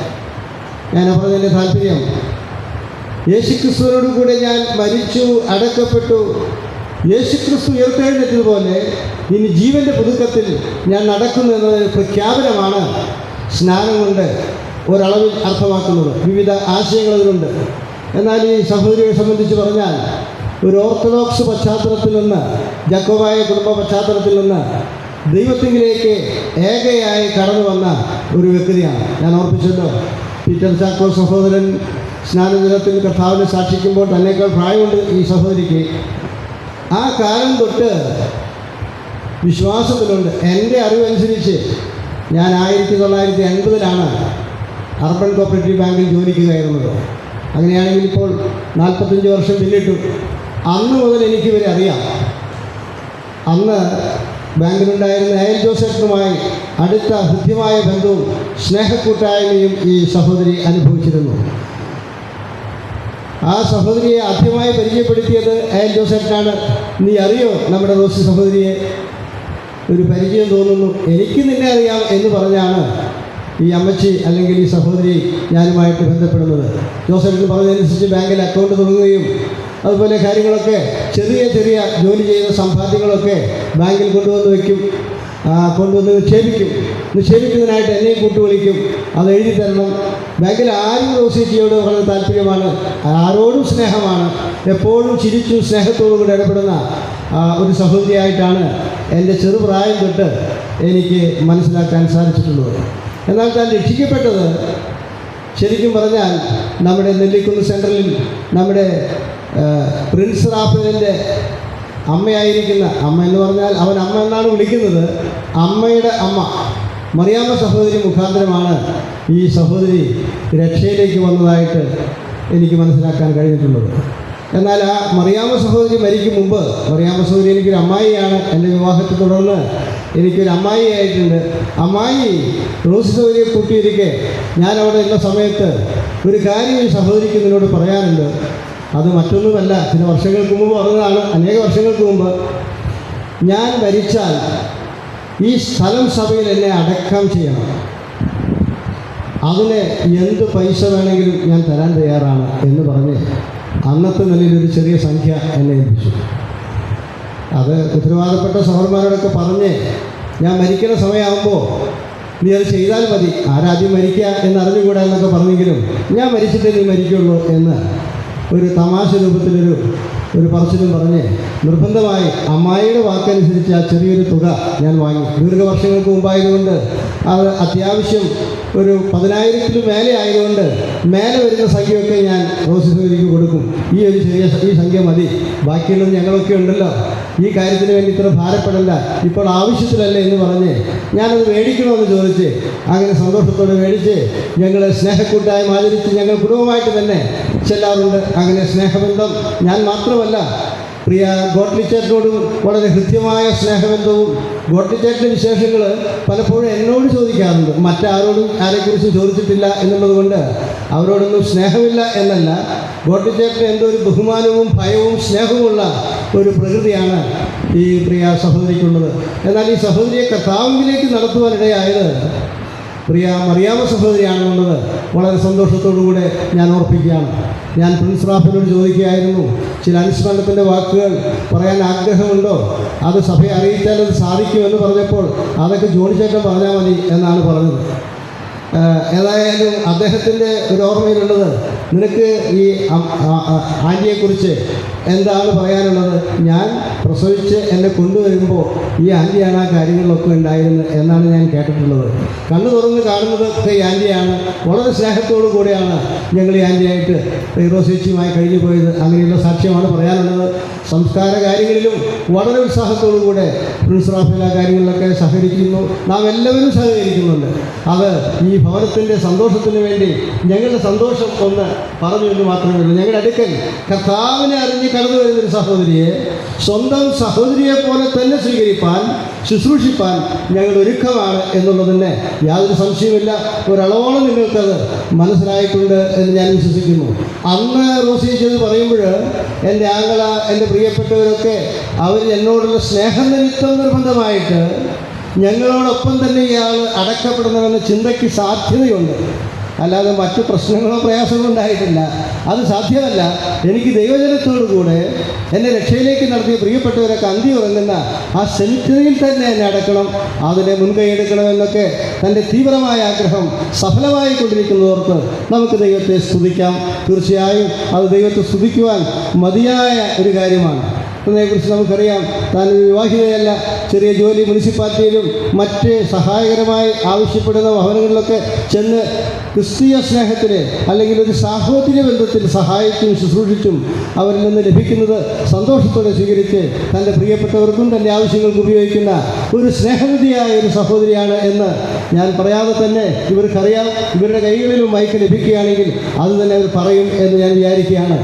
ഈ പ്രിയ റോസിസറിൻ്റെ ആഗ്രഹം മക്കളല്ല, മറ്റ് പ്രിയപ്പെട്ട സഹോദരൻ്റെയും സഹോദരിയൊക്കെ മക്കളുടെ മുൻപിൽ വെച്ച് ഞാൻ എൻ്റെ പ്രിയപ്പെട്ടവരും ചെന്ന് പറഞ്ഞപ്പോൾ വളരെ സന്തോഷത്തോടു കൂടെ യാതൊരു എതിർപ്പുമില്ല. ഞങ്ങളുടെ ആൻറ്റിയുടെ താല്പര്യമാണ് ഞങ്ങളുടെ താല്പര്യം, ആ കാര്യങ്ങൾ ഞങ്ങൾ ചെയ്യാമെന്ന് ഈ ആൻറ്റിയെ സ്നേഹിക്കുന്നതുകൊണ്ട് മറ്റ് യാതൊരു ഈഗോ പ്രശ്നങ്ങളുമില്ലാതെ ആ കാര്യങ്ങൾ പറയാം, എന്തെങ്കിലും സംഭവിച്ചാൽ ഞങ്ങൾ വിളിക്കും, ആ കാര്യങ്ങൾ നിങ്ങൾ ചെയ്യണമെന്ന് പറഞ്ഞ് അതുപോലെ തന്നെ ഇന്ന് പുലർച്ചെ മരിച്ചപ്പോൾ ഞങ്ങളെ അറിയിച്ചു. എന്നെ ഏകദേശം 5:30 അറിയിച്ചത്. മറ്റു പല പ്രിയപ്പെട്ടവരെ അറിയിച്ചു. ബാക്കി കാര്യങ്ങളൊക്കെ നിങ്ങൾ ചെയ്യണമെന്നും പറഞ്ഞ് ഞങ്ങൾ ഏറ്റവും ആ കാര്യം, ആ സഹോദരിയുടെ കാര്യം ഞങ്ങൾ ഭംഗിയായി ചെയ്യും എന്ന് പറയുകയായിരുന്നു. ഞാൻ അനുസ്മരണം നീട്ടിക്കൊണ്ടുപോകാൻ ആഗ്രഹിക്കുന്നില്ല. എന്തുകൊണ്ട് ഒരു ഓർത്തഡോക്സ് പശ്ചാത്തലത്തിൽ നിന്ന് ഈ പ്രിയപ്പെട്ടവൻ മറ്റൊരു ലക്ഷ്യമില്ലാതെ ഇങ്ങനെ ഒരു ദൈവജനത്തോട് ചേരുവാൻ ആഗ്രഹിച്ചു എന്നുള്ളത് ഇപ്പോൾ പ്രസക്തമായ ഒരു വിഷയമാണ്. ഈ ഭവനങ്ങളിലേക്ക് ഞങ്ങൾ പലപ്പോഴും കടന്നു പോവുകയും കുടുംബങ്ങളായിട്ടും വ്യക്തികളായിട്ടും സഹോദരിമാരും സഹോദരന്മാരൊക്കെ ഒറ്റയ്ക്കും കൂട്ടായിട്ടും മാത്രമല്ല ചെറുപ്പക്കാർ പോലും കടന്നു ചെന്ന് സന്തോഷത്തോടെ ഇടപെടുകയും സംസാരിക്കുകയും ചെയ്യുന്ന ഒരവസ്ഥ ധാരാളം നമുക്കറിവുള്ളതാണ്. അത് ഈ ഭവനത്തിനും അറിവുള്ളതാണ്. മരണത്തിൻ്റെ തലേ ദിവസം പോലും ചില യൗവനക്കാർ ചെന്ന്, ഞാൻ അവരുടെ പേരൊന്നും പറയുന്നില്ല, പലപ്പോഴും പലരായിട്ട് കടന്നു പോകാറുണ്ട്. ചെന്ന് കണ്ട് സ്നേഹക്കൂട്ടായ്മ ആചരിച്ച് അവരെയൊക്കെ മക്കളെ പോലെ സ്നേഹിക്കുന്ന സന്തോഷിക്കുന്ന ഒരു ഹൃദയം നമ്മുടെ പ്രിയ സഹോദരിക്കുണ്ടായിരുന്നു എന്നുള്ളത് ശ്ലാഘനീയമാണ്. അഭിമാനപൂർവ്വം നമുക്ക് ഓർക്കാവുന്നതാണ്. അതിൽ ഓർത്ത് നമുക്ക് ദൈവത്തെ സ്തുതിക്കാവുന്ന ഒരു വിഷയമാണ്. എന്നാൽ ഞാൻ ഓർപ്പിച്ചല്ലോ, എന്തുകൊണ്ട് അങ്ങനെയുള്ള ഓർത്തഡോക്സ് പശ്ചാത്തലത്തിൽ നിന്ന് കടന്നു വന്നെന്ന് ചോദിച്ചാൽ ഞങ്ങൾക്ക് വ്യക്തമായിട്ട് പറയുവാനുള്ളത് വാസ്തവമായി യേശുക്രിസ്തുവിനെ രക്ഷകനും കർത്താവുമായി സ്വീകരിച്ച് ആവോളം തിരുവെഴുത്തിനനുസരിച്ച് മുന്നോട്ട് പോകുവാൻ ആഗ്രഹിക്കുന്ന ഒരു സമൂഹമാണ് ഞങ്ങൾ എന്ന് തനിക്ക് മനസ്സിലാക്കുവാനും ആ നിലയിൽ കർത്താവിനെ സ്വീകരിപ്പാനും ഇടയായതുകൊണ്ട് അന്ന് മുതലാണ് ഈ സഭയിലേക്ക് ഈ സഹോദരി വരുവാനിടയായത്. ഒന്നുകൂടെ തെളിവായി പറഞ്ഞാൽ ഞാനൊന്ന് പറയട്ടെ. ഇപ്പോൾ സഹരക്ഷക അല്ലെങ്കിൽ മുഴുവൻ രക്ഷകൻ എന്നൊക്കെ പറഞ്ഞ് വിവാദങ്ങൾ നടക്കുന്നൊരു സന്ദർഭമാണ്. ഞാൻ അതിലേക്ക് കടക്കാൻ ആഗ്രഹിക്കുന്നില്ല. എന്നാൽ ഒറ്റക്കാര്യം നിശ്ചയമാണ്, കർത്താവായ യേശുക്രിസ്തു മാത്രമാണ് രക്ഷകൻ. അങ്ങനെ യേശുക്രിസ്തു മാത്രമാണ് രക്ഷകൻ എന്നുള്ളതിനെ സഹരക്ഷക, മറ്റ് രക്ഷകർ എന്നൊക്കെ പറഞ്ഞു വന്നാൽ യേശുക്രിസ്തുവിൻ്റെ ആ ക്രൂശുമരണത്തിൻ്റെ ശക്തിയും അതിൻ്റെ മഹത്വവും നഷ്ടപ്പെടുമെന്ന് കത്തോലിക്ക ബിഷപ്പുമാരിലും അതുപോലെ തന്നെ പോപ്പിനൊക്കെ ചിന്ത വന്ന് ആ കാര്യങ്ങൾ തിരുത്തി കാണുന്നത് ഈ ദിവസങ്ങളിൽ മാധ്യമങ്ങളിൽ കൂടെ നമുക്ക് മനസ്സിലാക്കുവാനായിട്ട് സാധിക്കും. കന്യാമറിയത്തോട് പ്രാർത്ഥിക്കുന്ന ആളുകളുണ്ട്, ധാരാളം പുണ്യവാളന്മാരോട് പ്രാർത്ഥിക്കുന്ന ആളുകളുണ്ട്. ഞാനിങ്ങനെ ചിന്തിക്കുകയായിരുന്നു, എന്തുകൊണ്ടാണ് ഇങ്ങനെ പ്രാർത്ഥിച്ച് ഭാരപ്പെടുന്നത്? രക്ഷയെക്കുറിച്ച് ശരിയായ ഒരു ഉറപ്പില്ലാത്തതാണ്. എന്നാൽ വിശുദ്ധ ബൈബിൾ വളരെ സ്പഷ്ടമായി പറയുന്നു, മറ്റൊരുത്തനിലും രക്ഷയില്ല, നാം രക്ഷിക്കപ്പെടുവാൻ ആകാശത്തിന് കീഴിൽ മനുഷ്യരുടെ ഇടയിൽ ദൈവത്താൽ നൽകപ്പെട്ട മറ്റൊരു നാമവുമില്ല എന്ന് അരക്കെട്ടുറപ്പിച്ചുകൊണ്ട് പറയുമ്പോൾ പിന്നെയും ഭയത്തോടും ശങ്കയോടും സംശയത്തോടും കൂടെ ഈ ഭാവിയായ എന്നോട് കരുണ കാണിക്കണം, ഈ ഭാവിയായ സഹോദരിയോട് കരുണ കാണിക്കണം എന്നൊക്കെ പറഞ്ഞ് നിരവധി പ്രാർത്ഥനകൾ. 2 ദിവസം മുൻപ് ഞാനും ഒരു കത്തോലിക്ക പശ്ചാത്തലത്തിലുള്ള ഒരു സംസ്കാര ശുശ്രൂഷയിലേക്ക് പങ്കെടുക്കുവാൻ ഇടയായി. എനിക്ക് വളരെ സങ്കടം തോന്നി. ഞാൻ കുറ്റപ്പെടുത്തിയല്ല പറയുന്നത്. ആ വ്യക്തിയുടെ ആത്മാവിന് വേണ്ടി പ്രാർത്ഥിച്ചു കൊണ്ടിരിക്കുകയാണ്. എന്തോ ഒരു സങ്കടകരമായ ഒരവസ്ഥ. ഞങ്ങളൊന്ന് പറയട്ടെ, ഇന്ന് ആ വലിച്ചറിയിപ്പിൻ്റെ ആ കുറിയിൽ അടിച്ചിരിക്കുന്നത് എന്താണ്? ഇന്ന് മുതൽ ക്രിസ്തുവിൽ മരിക്കുന്ന മൃതന്മാർ ഭാഗ്യവാന്മാർ എന്ന്. ആ വാക്യം ഒന്ന് തിരുവെടുത്ത് പരിശോധിച്ച് ഒന്ന് മനസ്സിലാക്കിയാൽ ഈ തെറ്റിദ്ധാരണ മാറ്റാവുന്നതേയുള്ളൂ. ഇന്ന് മുതൽ ക്രിസ്തുവിൽ മരിക്കുന്ന മൃതന്മാർ ഭാഗ്യവാന്മാർ. ക്രിസ്തുവിൽ ഒരു വ്യക്തി മരിക്കണമെങ്കിൽ ന്യായമായി നമുക്കറിയാം, ഒരു വ്യക്തി ക്രിസ്തുവിൽ ജനിക്കണം എന്നുള്ളത്. ക്രിസ്തുവിൽ ജനിച്ച ഒരു വ്യക്തി ആ ക്രിസ്തുവിൽ തന്നെയാണ് ജീവിക്കുക. നമ്മുടെ ഭവനത്തിൽ എനിക്കൊരു കുഞ്ഞ് ജനിച്ചാൽ ആ കുഞ്ഞ് എന്നോടൊപ്പമാണ്, എൻ്റെ ഭവനത്തിലാണ് ജീവിക്കുക. ഏറെക്കുറെ അതുപോലെ തന്നെ ക്രിസ്തുവിൽ ജനിച്ചാൽ ക്രിസ്തുവിൽ തന്നെയാണ് ജീവിക്കുന്നത്. അങ്ങനെയാണെങ്കിൽ എഴുതുക, ഇന്ന് മുതൽ ക്രിസ്തുവിൽ മരിക്കുന്ന മൃതന്മാർ ഭാഗ്യവാന്മാർ എന്ന് വെളിപ്പാട് പുസ്തകത്തിലുള്ളത്. ഏത് മനുഷ്യരും ജാതി വ്യത്യാസം കൂടാതെ, അല്ലെങ്കിൽ ക്രൈസ്തവരിൽ ഡിനോമിനേഷൻ്റെ വ്യത്യാസം കൂടാതെ ഏവരും ഓർത്തു വരുന്ന മരിച്ചറിയിപ്പിൽ അടിക്കുന്ന ഒരു വാക്യശകലമാണ്. ആ വാക്യശകലം തന്നെ ധാരാളം മതി. ക്രിസ്തുവിൽ മരിക്കുന്ന മൃതന്മാർ ഭാഗ്യവാന്മാർ. അവർക്ക് വേണ്ടി സഹരക്ഷകയുടെ ആവശ്യമില്ല, സഹരക്ഷകന്മാരുടെ ആവശ്യമില്ല, പുണ്യവാളന്മാരുടെ ആവശ്യമില്ല. അവരെക്കുറിച്ച് എന്തെങ്കിലും പറയുവാനല്ല ഞാൻ ആഗ്രഹിക്കുന്നത്. യേശു ക്രിസ്തു മാത്രമാണ് രക്ഷകനെന്ന് വിശുദ്ധ ബൈബിൾ പറയുന്നു. അനേക പ്രിയപ്പെട്ടവരോട് യേശു ക്രിസ്തു ക്രൂശിൽ മരിച്ചതുകൊണ്ട് അല്ലയോ ക്രൈസ്തവനായ സുഹൃത്തെ താങ്കൾക്ക് എന്ത് മെച്ചമുണ്ടായെന്ന് ചോദിച്ചാൽ ഒന്നും അവർക്ക് പറയാനില്ല. എന്നാൽ കർത്താവ് ക്രൂശിൽ മരിക്കാതിരുന്നെങ്കിൽ നന്നായിരുന്നില്ലേ? എന്തിനാണ് ഈ ശാപകരമായ മരണം? അതും ചിന്തിക്കേണ്ടതാണ് എന്ന് എന്നോട് തന്നെ പറഞ്ഞിട്ടുള്ള, എന്നേക്കാൾ പ്രായമുള്ള പലരെയും എനിക്ക് കാണുവാൻ സാധിച്ചു. എത്രയോ ദുഃഖകരമായ ഒരവസ്ഥയാണ്. ഞാനൊന്ന് പറയട്ടെ, ഏറ്റവും ആദരണീയനായ ഒരു യഹൂദ റബ്ബിയായിരുന്ന നിക്കോദിമോസിനോട് നമ്മുടെ കർത്താവ് ഈ ഭൂമിയിലായിരുന്നപ്പോൾ പറഞ്ഞത് യോഹന്നാന്റെ സുവിശേഷം 3-ാം അധ്യായത്തിൽ വ്യക്തമായിട്ടുണ്ട്. നീ വീണ്ടും ജനിക്കുന്നില്ല എങ്കിൽ ദൈവരാജ്യം കാണുവാൻ കഴിയുകയില്ല. ഊന്നി പറയുന്നു, അതിലേക്ക് കടക്കുവാൻ കഴിയുകയില്ല. ചുരുക്കി പറഞ്ഞാൽ നിനക്കത് ലഭ്യമല്ല എന്ന്. ആരോടാണ് പറയുന്നത്? യഹൂദന്മാരുടെ ശ്രേഷ്ഠനായ ഒരു റബ്ബി. യഹൂദന്മാരുടെ കൈകളിലാണ് തിരുവെടുത്തതിൻ്റെ ആദ്യ ഭാഗങ്ങളൊക്കെ പഴയ നിയമം ലഭിച്ചത്. അതിൽ നിന്ന് ഒക്കെയാണ് നമുക്ക് പിന്നീട് ക്രിസ്തുവിന് ശേഷം നമുക്കൊക്കെ ഈ ബൈബിൾ ലഭിക്കുന്നത്. ആ ബൈബിൾ കടമെടുത്ത ആളുകളൊക്കെ ഇന്നും ചിന്തിക്കുന്നത്, മറ്റ് ബൈബിൾ കൈവശം വെച്ച് ജീവിക്കുന്ന മറ്റിതര സമുദായങ്ങളുടെ വ്യക്തികളൊക്കെ വിശ്വസിക്കുന്നത് ആ കർത്താവ് നിക്കോദിമോസിനോട് പറഞ്ഞ കാര്യം അത് പോരാ, നമുക്ക് പ്രാർത്ഥിച്ചാൽ വീണ്ടും സ്വർഗത്തിൽ പോകാമെന്ന ഒരു തെറ്റായ ചിന്ത വ്യാപകമായി വരുന്നു. വളരെ ദുഃഖത്തോടു കൂടെയാണ് ഞാനത് പറയുന്നത്. മരിച്ച ഭവനങ്ങളിലേക്ക് ചെല്ലുമ്പോൾ, മരണം സംഭവിച്ച ഭവനങ്ങളിലേക്ക് ചെല്ലുമ്പോൾ മനുഷ്യൻ്റെ അവസാനവും ഭാവിയെക്കുറിച്ചും ബുദ്ധിയുള്ള മനുഷ്യൻ അല്ലെങ്കിൽ ഹൃദയമുള്ള മനുഷ്യൻ ചിന്തിക്കുമെന്നുള്ളതിന് സംശയമില്ല. അതുകൊണ്ടാണ് സഭാപ്രസംഗി പറയുന്നത്, വീഞ്ഞു വീട്ടിൽ പോകുന്നതിനേക്കാൾ വിലാപഭവനത്തിൽ പോകുന്നത്, അവിടെയാണ് ഒരു മനുഷ്യൻ്റെ അന്ത്യം കാണുവാൻ കഴിയുന്നത്. സഭാപ്രസംഗിയിൽ മറ്റൊരു വാക്യം കൂടെയുണ്ട്, അത് ഞാനിപ്പോൾ വായിച്ച് കേൾപ്പിക്കുവാൻ ആഗ്രഹിക്കുകയാണ്. ഒരേ ഒരു ചെറിയ വാക്യം വായിച്ച് കേൾപ്പിക്കുവാൻ ഞാൻ ആഗ്രഹിക്കുന്നു. സഭാപ്രസംഗി 12-ന്റെ 7-ാമത്തെ വാക്യം. പൊടി പണ്ട് ആയിരുന്നത് പോലെ ഭൂമിയിലേക്ക് തിരികെ ചേരും, ആത്മാവ് അതിന് നൽകിയ ദൈവത്തിൻ്റെ അടുക്കിലേക്ക് മടങ്ങിപ്പോകും. മനുഷ്യനെ പൊടിയിൽ നിന്നാണ് സൃഷ്ടിച്ചത് എന്നൊക്കെ വേദപുസ്തകത്തിൻ്റെ ആദ്യ ഭാഗങ്ങളിൽ നാം വായിക്കുകയും പഠിക്കുകയും ചെയ്യുന്നതാണ്. പ്ലാസ്റ്റിക് പൊടിയിൽ വീണ്ടും വണ്ണം ചേരുകയില്ല. എന്നാൽ മനുഷ്യനെ പൊടിയിൽ നിന്നെടുത്തതുകൊണ്ട് ആ പൊടിയിലേക്കത് ചേരുമ്പോൾ എത്ര ചേർച്ചയായി അത് അവസാനിക്കുന്നു. എന്നാൽ ആ പൊടിയായ മനുഷ്യനിൽ ഏതൊരു മനുഷ്യനും ദൈവം ഒരു ആത്മാവ് നൽകിയിട്ടുണ്ട്. ഈ ആത്മാവ് എവിടേക്കാണ്? അതിന് നൽകിയ ദൈവത്തിൻ്റെ അടുക്കിലേക്ക് മടങ്ങിപ്പോകും. ദൈവത്തിൻ്റെ അടുക്കിലേക്ക് ആത്മാവ് മടങ്ങിപ്പോകുമെന്ന് വ്യക്തമായി തിരുവെഴുത്ത് പറയുമ്പോൾ ഈ അലഞ്ഞു നടക്കുന്ന ആത്മാവിന് വേണ്ടി, ആത്മരക്ഷയ്ക്ക് വേണ്ടി പ്രാർത്ഥിക്കുവാനോ എന്തെങ്കിലും കർമാദികളോ പൂജകളോ ചെയ്ത് ശാന്തി വരുത്തുന്നതിനോ ഒരു പ്രത്യേക സ്ഥാനത്ത് തളച്ചിടുന്നതിനോ അല്ല, മറ്റേതെങ്കിലും സ്ഥാനത്താണെങ്കിൽ അതിനേക്കാൾ മെച്ചമായ സ്ഥാനത്തേക്ക് പ്രമോഷൻ ലഭിച്ച് കരയിൽ പോകുവാനൊക്കെ പ്രാർത്ഥിക്കുക എന്ന് പറഞ്ഞാൽ സങ്കടകരമാണ്.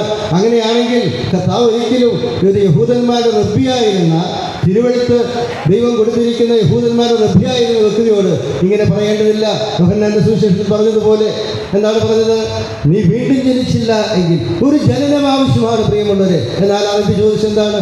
മനുഷ്യൻ വൃദ്ധനായ ശേഷം വീണ്ടും ജനിക്കുമോ എന്ന്. നിക്കോദിമോസിനോട് കർത്താവ് പറഞ്ഞ മറുപടി എങ്ങനെയാണ്? അതൊന്ന് വിശദീകരിച്ചാൽ കൊള്ളാമെന്ന് ആദ്യ നാളുകളിലൊക്കെ കർത്താവ് വിശദീകരിച്ച് പറഞ്ഞില്ലല്ലോ എന്നെനിക്ക് തോന്നി. പിന്നീടാണ് മനസ്സിലായത്, യഹൂദന്മാരുടെ റബ്ബിയായ വ്യക്തിക്ക് അതിൽ പരം അത് വിശദീകരിക്കേണ്ടതില്ല. വളരെ വ്യക്തമായിട്ട് നീ വീണ്ടും ജനിച്ചില്ല എങ്കിൽ സ്വർഗരാജ്യം കാണാൻ കഴിയുകയില്ല എന്ന് പറയുമ്പോൾ ഒരു വീണ്ടും ജനനമുണ്ട്. മനുഷ്യനായി ജനിച്ച വ്യക്തി ദൈവത്താൽ വീണ്ടും ജനിക്കപ്പെടേണ്ടതുണ്ട്. എങ്ങനെയാണ് വീണ്ടും ജനനം? കർത്താവ് കാൽവരി ക്രൂശിൽ ചൊരിഞ്ഞ രക്തം മുഖാന്തരമാണ് വീണ്ടും ജനനം നടക്കുന്നത്. ഒരു ക്രിസ്തു ഭക്തൻ ഫോർഡ് ജയിലിലിരുന്ന് ഒരു പുസ്തകം എഴുതിയിട്ടുണ്ട്. സുവിശേഷ നിമിത്തമാണ് അദ്ദേഹം ജയിലിലേക്ക് പോകുവാനിടയായത്. തൻ്റെ പേര് ജോൺ ബുനിയൻ എന്നാണ്. താൻ ഒരു ഭ്രാന്തനെ പോലെയാണ് ആ ജയിൽ സന്ദർശിക്കുന്നവർ അദ്ദേഹത്തെ മനസ്സിലാക്കിയിരുന്നത്. എന്നാൽ ഒരു മഹാ ക്രിസ്തു ഭക്തനാണ്. വേദപുസ്തകം കഴിഞ്ഞാൽ മനുഷ്യർ ഏറ്റവും അധികം വായിക്കുന്ന പുസ്തകമാണ് ജോൺ ബുനിയൻ്റെ പരദേശി മോക്ഷയാത്ര. താൻ കാണുന്നവരോട് ചോദിക്കുന്നത്, ഇംഗ്ലീഷുകാരുടെ നാട്ടിലായതുകൊണ്ട് ആ ജയിലിലേക്ക് പോകുമ്പോൾ എന്തെങ്കിലും വല്ല സ്വീറ്റ്സോ കപ്പലണ്ടിയോ അങ്ങനെയുള്ള സാധനമൊക്കെ കൊണ്ടുപോകുവാൻ അവകാശമുണ്ട്. എന്നാൽ ഈ മനുഷ്യനെ കാണുവാൻ ചെല്ലുമ്പോൾ അവർ തമ്മിൽ പറയും, ഇദ്ദേഹത്തിന് ഒരു പേനയും അല്ലെങ്കിൽ പെൻസിലും പേപ്പറുമാണ് ആവശ്യം. എന്തോ ഇങ്ങനെ എഴുതിക്കൊണ്ടിരിക്കുക ജയിലിൽ അടച്ചിട്ട് മുറിയിലിരുന്ന്. എന്തോ ഒരു എഴുത്ത നല്ല സുഖമില്ലെന്നാണ് തോന്നുന്നത് എന്നൊക്കെ ആളുകൾ പറയും. എന്നാൽ താൻ വേഗത്തിൽ അത് വാങ്ങി തൻ്റെ ചിന്തകളൊക്കെ എഴുതി ഒരു കല്ല് വെച്ച് ആ പേപ്പറുകൾ അട്ടിവെക്കും. തൻ്റെ മരണശേഷം അത് പരിശോധിച്ചപ്പോഴാണ് മനോഹരമായ പരദേശി മോക്ഷയാത്ര എന്ന പുസ്തകത്തിൻ്റെ വരികളാണ് താൻ എഴുതിയിരുന്നത് എന്ന് മനസ്സിലാക്കാൻ സാധിക്കും. ഞാൻ ഈ കാര്യം പറയാനുള്ള കാരണം ഞാൻ ദീർഘിപ്പിക്കുന്നില്ല. ഒരൊറ്റ കാരണം, ഈ പരദേശി മോക്ഷയാത്രയിൽ ഒരു സഞ്ചാരി തൻ്റെ പാപഭാരം ചുമന്ന് അതേ പാപത്താൽ ഭാരപ്പെട്ട് ഈ പട്ടണം നശിച്ചു പോകുമെന്ന് മനസ്സിലാക്കി അവിടെ നിന്ന് ഓടിപ്പോകുവാൻ രക്ഷപ്പെടുന്ന ഒരു മഹാകാവ്യം, ഒരു ഭാവന, മനോഹരമായ ഒരു രചന താൻ സൃഷ്ടിച്ചതിൽ ഇങ്ങനെയുണ്ട്. എന്നാൽ ആ മനുഷ്യൻ ആ പട്ടണം വിട്ട് ഓടിപ്പോയി. അങ്ങനെ താൻ ഒരു സ്ഥാനത്ത് ചെന്നു, ക്രൂശിന്റെ അടിവാരത്ത് ചെന്നു. അവിടെ ചെന്ന് അവിടെ ആ ക്രൂശിനോട് അടുത്തപ്പോൾ തൻ്റെ പാപഭാരമെല്ലാം ആ ചുമട് എങ്ങനെയോ നീങ്ങിപ്പോയി. വളരെ പണ്ട് വായിച്ചിട്ടുള്ളതാണ്. നിങ്ങൾക്ക് വായിച്ചു കാണില്ലെങ്കിൽ വായിച്ച് മനസ്സിലാക്കണം. വേദപുസ്തകം കഴിഞ്ഞാൽ ഏറ്റവും അധികം ആളുകൾ വായിക്കുന്ന, ക്രൈസ്തവരിൽ വായിക്കുന്ന ഒരു പുസ്തകമാണ് ജോൺ ബിനിയൻ്റെ പരദേശി മോക്ഷയാത്ര. ഞാൻ പറയട്ടെ, ആ ക്രൂശിലാണ് കർത്താവായ യേശു ക്രിസ്തു രക്തം ചിന്തി മരിച്ച, തൻ്റെ ജീവൻ നൽകിയ ആ ക്രൂശിലാണ് ഒരു ജനനം നടക്കുന്നത്. ക്രിസ്തു യേശു പാപികളെ രക്ഷിപ്പാൻ ലോകത്തിൽ വന്നു എന്നുള്ളത് വിശ്വാസവും എല്ലാവരും അംഗീകരിപ്പാൻ, ക്രൈസ്തവർ മാത്രമല്ല ഭൂമിയിലെ സകല മനുഷ്യരും അംഗീകരിപ്പാൻ യോഗ്യമായ വചനം തന്നെ എന്ന് അരക്കിട്ട് ഉറപ്പിച്ച് പ്രഖ്യാപിക്കുന്ന തിരുവെഴുത്തുകളാണ് നമ്മുടെ കൈകളിലുള്ളത്. അത് വായിച്ചുകൊണ്ട് ഈ ഭാവിയായ മനുഷ്യനെ രക്ഷിക്കണമേ, അലഞ്ഞു നടക്കുന്ന ആത്മാവിനെ സ്വസ്ഥത നൽകണം, നിന്റെ രാജ്യത്തിലേക്ക് പ്രവേശിക്കണമെന്ന് ഒക്കെ പറയുവാൻ അവകാശമുണ്ടെങ്കിൽ തീർച്ചയായും നിക്കോദിമോസിനോട് അത് കർത്താവ് പറയുകയില്ലായിരുന്നു. ഇനിയും കഴിഞ്ഞില്ല. മരിച്ചു പോയ മനുഷ്യനെക്കുറിച്ചും നമ്മുടെ കർത്താവ് തന്നെ ആ ധനവാന്റെയും ലാസറിൻ്റെയും സംഭവത്തിൽ കൂടെ വിവരിച്ചിട്ടുണ്ട്. പ്രിയമുള്ളവരെ, വളരെ ഗൗരവത്തോടുകൂടി ഞങ്ങൾ പറയട്ടെ, യേശുവിനെ കർത്താവ് രക്ഷിതാവായി സ്വീകരിക്കേണ്ട ആവശ്യകത മനുഷ്യ ജീവിതത്തിൽ മരിക്കുന്നതിന് മുൻപാണ്. കേവലം യേശു രക്ഷിതാവാണെന്ന് സ്വീകരിക്കുക മാത്രമല്ല, ജന്മം കൊണ്ടും കർമ്മം കൊണ്ടും മനുഷ്യൻ പാപിയാണ്. ആ പാപത്തിൻ്റെ പരിഹാരത്തിന് മനുഷ്യൻ ചെയ്യുന്ന യാതൊരു പ്രവൃത്തികളും അതിന് മതിയായതല്ല. ദൈവത്തെ മനുഷ്യനുണ്ടാക്കി അതിനെ വണങ്ങുന്നവനാണ്. എന്നാൽ ആ ഒരു സൃഷ്ടി കൊണ്ട് ഒരു ദൈവത്തെ ഉണ്ടാക്കാൻ ശ്രമിക്കുമ്പോൾ അവൻ്റെ ചിന്ത എത്രയോ വിചിത്രമാണ്. ഒരു കഷ്ണം മരമെടുത്ത് അല്ലെങ്കിൽ ഒരു കല്ലെടുത്ത് ദൈവത്തെ ഉണ്ടാക്കി അത് ദൈവമാണെന്ന് പറഞ്ഞ് നമസ്കരിക്കുന്ന ഒരു മനുഷ്യൻ്റെ ദൈന്യത എന്താണ്? വളരെ ദയനീയമാണ്. അത് ഒരു മനുഷ്യൻ്റെ ഭാവനയിൽ കൊള്ളുന്നവനല്ല ദൈവമെന്നും അവൻ്റെ കൈവിരുതുകൊണ്ടുണ്ടാക്കുന്ന ഒരു വിഗ്രഹത്തിൽ ഒതുങ്ങുന്നതല്ല ദൈവമെന്നും ചിന്തിക്കുവാനുള്ള ബുദ്ധിയില്ലാത്തതുകൊണ്ടാണ് അങ്ങനെ മനുഷ്യൻ ചിന്തിക്കുന്നത്. ദുഃഖകരമെന്നാണ് പറയാൻ എനിക്ക് സാധിക്കുന്നത്. ഞങ്ങൾ ദുഃഖകരമായിട്ട് തന്നെയാണ് കാണുന്നത്. അതിനെ നിന്ദിക്കുന്നതോ അപഹസിക്കുന്നതോ അല്ലെങ്കിൽ പരിഹസിക്കുന്നതോ അല്ല. എത്രയും ദയനീയമായ അവസ്ഥയാണ്. ക്രൂശിൻ്റെ ചുവട്ടിൽ എൻ്റെ പാപത്തിൻ്റെ പരിഹാരത്തിന് വേണ്ടി ദൈവം ഒരു ഏക മാർഗമാണ് ആ ക്രൂശിൽ കർത്താവ് മരിച്ചത്. അവിടെയാണ് രക്തം ചിന്തി ആ കർത്താവ് മരിച്ചത്. ആ രക്തത്തിൽ നിന്നാണ്, അല്ലെങ്കിൽ ആ രക്തമുഖാന്തരമാണ് നമ്മുടെ പാപങ്ങൾക്ക് പരിഹാരമുണ്ടാകുന്നത്. അതിനുള്ള ഏക പോംവഴി ഞാനൊരു പാപിയാണെന്നുള്ള ചിന്ത നമുക്കുണ്ടാകണം. ആ ചിന്ത പലപ്പോഴും മരവിച്ചു പോകുന്നതിൻ്റെ കാരണം ഈ ജീവിതമൊക്കെ ഇങ്ങനെ ജീവിച്ച് കഴിക്കാനുള്ളതാണ്. മരണശേഷം നമ്മൾ ഒക്കെ പോകുന്ന പള്ളിയിലോ അല്ലെങ്കിൽ പോകുന്ന സ്ഥാനങ്ങളിലോ ബാക്കിയുള്ളവരൊക്കെ ആ കാര്യങ്ങളൊക്കെ ചെയ്തു അതിനെപ്പറ്റിയും ചിന്തിക്കേണ്ടതില്ല എന്ന് ലാഘവമായി ചിന്തിക്കുന്ന മനുഷ്യ ചിന്ത വളരെ ദയനീയമായ പരാജയമാണ്. പ്രിയ റോസേച്ചിയുടെ അനുഭവത്തിൽ നല്ല കാലത്ത്, നല്ല യൗവനകാലത്ത് തന്നെ താനൊരു പാപിയാണെന്നും പാപത്തിൻ്റെ പരിഹാരമായിട്ട് താൻ ആചരിച്ചു പോകുന്ന ചടങ്ങുകളോ രീതികളോ മതിയായതല്ല എന്നും അതിനേക്കാൾ അപ്പുറമായി ദൈവം തന്നെ സ്നേഹിച്ച് തൻ്റെ ആത്മാവിൻ്റെ രക്ഷയ്ക്ക് വേണ്ടി കാൽവരി ക്രൂശിൽ തൻ്റെ പാപങ്ങൾക്ക് ബലിമരണമായി മരിച്ചു.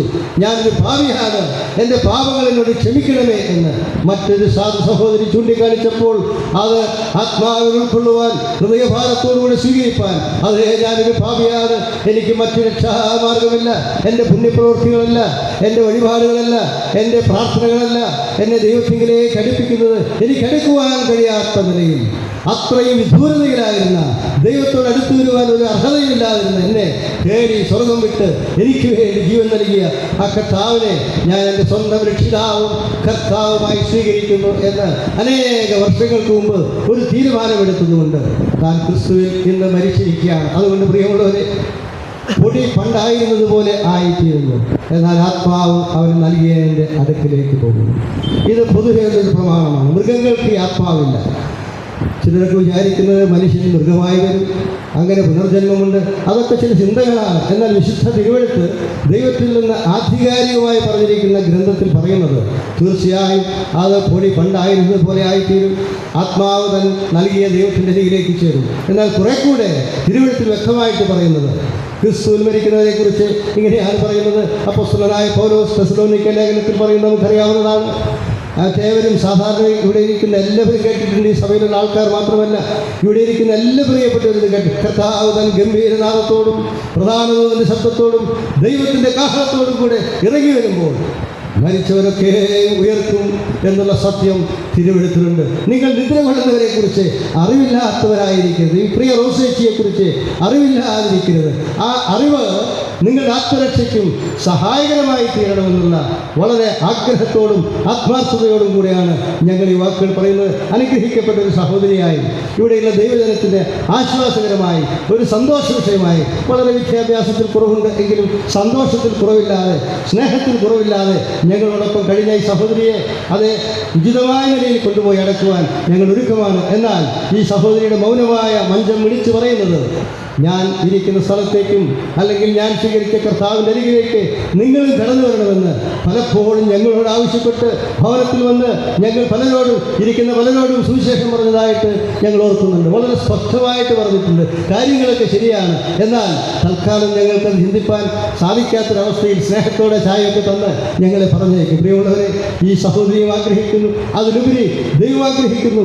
അതിലുപരിയായിട്ട് നിങ്ങളുടെ സ്ഥിതി ദയനീയമാണ്. കർത്താവിനെ രക്ഷിതാവായി സ്വീകരിച്ചിട്ടില്ല എങ്കിൽ ആ സത്യം അറിഞ്ഞ് വേദനയോടുകൂടെ പലപ്പോഴും നിങ്ങൾക്ക് വേണ്ടി പ്രാർത്ഥിക്കുകയും ദൈവദാസിദാസന്മാർ കടന്നു വരുമ്പോൾ ഇക്കാര്യം ഇവിടെ പറയണമെന്ന് പറയുകയും ഞങ്ങൾക്ക് പറയുവാനും സാധിച്ചിട്ടുണ്ട്.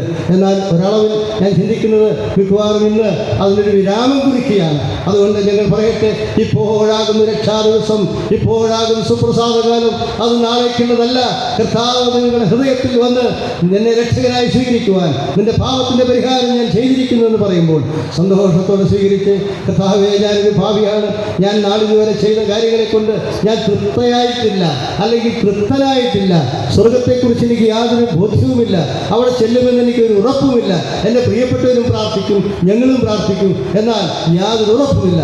എന്നാൽ ഞങ്ങളൊന്ന് പറയട്ടെ, ഈ സഹോദരി ബന്ധപ്പെട്ട് വരുന്ന ഈ സ്ഥലം സഭയിലോ അങ്ങനെയുള്ള അനേക വിശുദ്ധന്മാരും മരണത്തെ ധൈര്യത്തോടുകൂടെ കാണുകയും പ്രത്യാശയോടുകൂടെ ഇവിടെ കണ്ണുകൾ അടച്ചാൽ സ്വർഗത്തിൽ അല്ലെങ്കിൽ പരദീസയിൽ കർത്താവിൻ്റെ സന്നദ്ധയിൽ കണ്ണുകൾ തുറക്കുകയാണ്. അനേകർ മരിച്ചുകൊണ്ടിരിക്കുന്ന ഭൂമിയിൽ നിന്ന് മരണമില്ലാത്ത നാട്ടിലേക്ക്, വിശ്രമദേശത്തേക്ക്, കർത്താവിൻ്റെ സന്നിധാനത്തിലേക്ക് ഇന്ന് പുലർക്കാലം പ്രിയ സഹോദരി ഇവിടെ കണ്ണടച്ചപ്പോൾ അവിടെ കണ്ണു തുറന്നു, ഇവിടെ ആബ്സെൻ്റ് ആയപ്പോൾ അവിടെ പ്രസൻ്റായി. ഇന്ന് ഈ പ്രിയപ്പെട്ടവൾ ദൈവ സാന്നിധ്യത്തിൻ്റെ മറവിൽ സന്തോഷിക്കുകയാണ്. ശരീരത്തിൻ്റെ അവസരങ്ങളില്ല, ഭൂമിയിലെ ദുഃഖങ്ങളില്ല, യാതൊരു പ്രയാസങ്ങളുമില്ല. അങ്ങനെയുള്ള അവസ്ഥയിലേക്ക് താൻ കടന്നുപോയിരിക്കുകയാണ്. യേശുക്രിസ്തു വിശ്വസിക്കുന്നവർ മരിച്ചാലും ജീവിക്കും. ഇന്ന് യേശുക്രിസ്തു വിശ്വസിക്കുവാൻ നിങ്ങൾക്ക് മനസ്സുണ്ടെങ്കിൽ, നിങ്ങൾ പാപിയാണെന്ന് സമ്മതിക്കുന്നു എങ്കിൽ, പാപത്തോർമ്മകളെ ഭരിക്കുന്നുവെങ്കിൽ കർത്താവിനെ രക്ഷകനായി സ്വീകരിപ്പാൻ ഈ പ്രിയ സഹോദര ശുശ്രൂഷയും ഇടയാകട്ടെ എന്ന് പറഞ്ഞുകൊണ്ട് ഞാൻ എൻ്റെ വാക്കുകൾ ചുരുക്കുന്നു. കർത്താവിൻ്റെ വിലയേറിയ നാമം വാഴ്ത്തപ്പെടുമാറാകട്ടെ.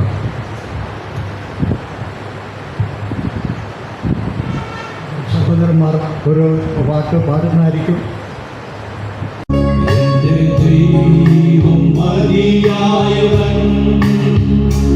എന്റെ ദൈവം മതിയായവൻ, ഏതു നേരത്തും മതിയായവൻ, എനിക്കെന്നും ദൈവമവൻ, ഏതു നേരത്തും മതിയായവൻ, എനിക്കെന്നും ദൈവമവൻ.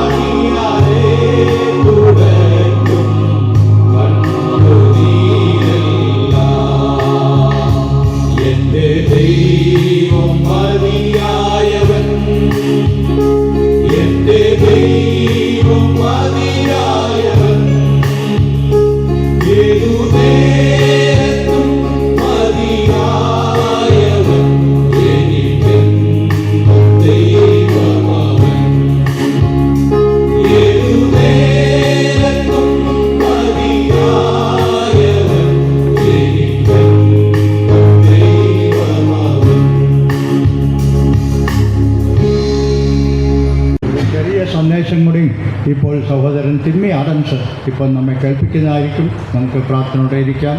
ദൈവം നമ്മെ സഹായിക്കുമാറാകും. ദൈവനാമത്തിന് മഹത്വം. പ്രിയ റോസേച്ചി നമ്മെ വിട്ട് കർത്താവിൻ്റെ സന്നിധിയിൽ ചേർക്കപ്പെട്ടു. ഇപ്പോൾ അവിടെ വിശ്രമിക്കുകയാണ്. റോസേച്ചി ഒരു വിശ്വാസി എന്ന നിലയിൽ ഈ സ്ഥലം സഭയിൽ ദീർഘവർഷം കർത്താവിനെ ആരാധിച്ചു. അതുകൊണ്ട് റോസേച്ചിയുടെ ജീവിതം കൊണ്ടും ആത്മീയ ജീവിതം കൊണ്ടും മരണം കൊണ്ടും കർത്താവ് തൻ്റെ നാമത്തെ മഹത്വപ്പെടുത്തി. അതോർത്ത് ദൈവത്തെ സ്തുതിക്കാം. ഇവിടെയുള്ള പല സഹോദരന്മാർ കൂടെ റോസേച്ചിയെ കാണാൻ പോകുമായിരുന്നു. ഒപ്പം സിയോനിലുള്ള പല സഹോദരിമാർ, ഡോക്ടർ വിപിൻ, മാവച്ചി ചേട്ടൻ്റെ മകൻ വിൻസ്, അതുപോലെ തന്നെ നമ്മുടെ സാജൻ, അതുപോലെ പ്രിൻസിൻ്റെ വീട്ടിലുള്ളവർ, അങ്ങനെ പലരും, ആൻ്റണി ഏട്ടനും എസ് എ ജോണി ചേട്ടനൊക്കെ പോകാറുണ്ട്, പി വി സണ്ണിയേട്ടൻ, പലരും പോയി കാണാറുണ്ട്. നിങ്ങളെല്ലാവരെയും ഓർത്ത് ഞാൻ ദൈവത്തെ സ്തുതിക്കും. അപ്പോൾ ഈ റോസേച്ചിക്ക് ഈ സഭ, ഇവിടെയുള്ള ദൈവജനം വളരെ ആശ്വാസമായിരുന്നു. ഞാൻ ഓർക്ക എപ്പോഴും ഡോക്ടർ റോളണ്ടും ഡോക്ടർ വിപിനും പ്രാർത്ഥനയ്ക്കായിട്ട് പറയുമ്പോൾ ഇവിടെയുള്ള മിക്കവാറും എല്ലാ ഭവനങ്ങളിലും കുടുംബ പ്രാർത്ഥനയിലും സഭയുടെ പ്രാർത്ഥനയിലും നിരന്തരം ഈ റോസേച്ചി ഓർത്ത് പ്രാർത്ഥിക്കുമായിരുന്നു. അതുകൊണ്ട് തന്നെ വളരെ ആശ്വാസം ഈ ദൈവദാസിക്ക് ലഭിച്ചിട്ടുണ്ട്. ഇന്ന് തൻ്റെ കഷ്ടതയെല്ലാം തീർന്നു. താൻ നിത്യതയിൽ വലിയ വീട്ടിൽ ചെന്ന് ചേർന്നിരിക്കുക. ഈ ലോകത്തിൽ ചെറിയ വീട്ടിലാണ് ജനിച്ച് വളർന്ന് കഷ്ടപ്പെട്ട് ജീവിച്ചത്. ഈ പ്രിൻസിൻ്റെ വീട്ടിലൊക്കെ ജോലി ചെയ്തിട്ടുണ്ട്. അത് മാത്രമല്ല, എൻ്റെ ഓർമ്മ ശരിയാണെങ്കിൽ ഇവിടുത്തെ ഗവൺമെൻറ് ജോലിയിലും പുള്ളിക്കാരി ജോലി ചെയ്തിട്ടുണ്ട്. ഏതായാലും ദൈവം അത്ഭുതകരമായി നേരത്തെ ജോണി സർ ഓർപ്പിച്ചതുപോലെ കർത്താവിനെ കാണുവാൻ ഒരു മുഖാന്തരം ഒരുക്കി. അതാണ് തൻ്റെ ജീവിതത്തിലെ ഏറ്റവും വലിയ ഭാഗ്യം. അതുകൊണ്ട് ഈ ഭൂമിയിലെ ചെറിയ വീട്ടിൽ നിന്ന് സ്വർഗത്തിലെ പിതാവിൻ്റെ ഭവനത്തിൽ, വലിയ വീട്ടിൽ, സ്വർഗത്തിൽ എത്തിച്ചേരുവാൻ ഈ സഹോദരിക്ക് ഭാഗ്യമുണ്ടായി. തിരുവെടുത്ത് നാം പരിശോധിച്ചാൽ നാം ഇങ്ങനെ വായിക്കുന്നു: ലംഘനം ക്ഷമിച്ചും പാപം മറച്ചും കിട്ടിയ മനുഷ്യനാണ് ഭാഗ്യവാൻ. ഇവിടെ രക്ഷിക്കപ്പെടാത്ത ആരെങ്കിലും ഉണ്ടെങ്കിൽ, യേശു ഹൃദയത്തിൽ ഇല്ലാത്ത ആരെങ്കിലും ഉണ്ടെങ്കിൽ, ഇന്ന് ഞാൻ മരിച്ചാൽ സ്വർഗത്തിൽ പോകുമെന്ന് ഉറപ്പില്ലാത്ത ആരെങ്കിലും ഉണ്ടെങ്കിൽ, ഈ കേൾക്കുന്ന സന്ദേശം മൂലം ഈ റോസേച്ചിയുടെ ഈ മരണ ശുശ്രൂഷയിൽ ഈ യാത്രയയപ്പിൽ പങ്കെടുക്കുന്നത് മൂലം നിങ്ങളുടെ ജീവിതത്തിൽ സാധിക്കേണ്ട ഏറ്റവും വലിയ കാര്യം യേശു നിങ്ങളുടെ ഹൃദയത്തിലേക്ക് കടന്നു വരിക എന്നുള്ളതാണ്. ഞാൻ വാതിൽക്കൽ നിന്ന് മുട്ടുന്നു, ആരെങ്കിലും എൻ്റെ ശബ്ദം കേട്ട് വാതിൽ തുറന്നാൽ. അപ്പോൾ നിങ്ങളുടെ ഓരോരുത്തരുടെയും ഹൃദയം കർത്താവിന് വേണ്ടി തുറന്നു കൊടുക്കുവാനുള്ള എല്ലാ സ്വാതന്ത്ര്യവും നിങ്ങൾക്കുള്ളതാണ്. കർത്താവേ, എൻ്റെ ഹൃദയത്തിലേക്ക് അങ്ങ് വരണം. അയ്യോ, ഈ പാപമുള്ള ഹൃദയത്തിൽ എങ്ങനെയാ കർത്താവ് വരിക? നമ്മൾ ചിലപ്പോൾ അങ്ങനെ ചിന്തിക്കും. എന്നാൽ അവൻ്റെ പുത്രനായ യേശുവിൻ്റെ രക്തം കാൽവറി ക്രൂശിന്മേൽ 2024 വർഷങ്ങൾക്ക് മുൻപ് എൻ്റെയും നിന്റെയും പാപങ്ങൾക്ക് പകരക്കാരനായി ക്രൂശിൽ മരിച്ചടക്കപ്പെട്ട് ഉയർത്തെഴുന്നേറ്റ ദൈവപുത്രനായ കർത്താവായ യേശു ക്രിസ്തു, പാപമില്ലാത്തവൻ, പാപമറിയാത്തവൻ, പാപം ചെയ്യാത്തവൻ, രാജാവായി പിറന്നവൻ, കഴുതക്കുട്ടിയുടെ പുറത്ത് കയറി വരുമ്പോഴും അവൻ രാജാവാണ്, അവൻ കർത്താവാണ്, അവൻ പിതാവിനാൽ അയക്കപ്പെട്ടവനാണ്, അവൻ അഭിഷിക്തനാണ്. ഈ മനുഷ്യൻ സംസാരിച്ചതുപോലെ ആരും ഒരു നാളും സംസാരിച്ചിട്ടില്ല.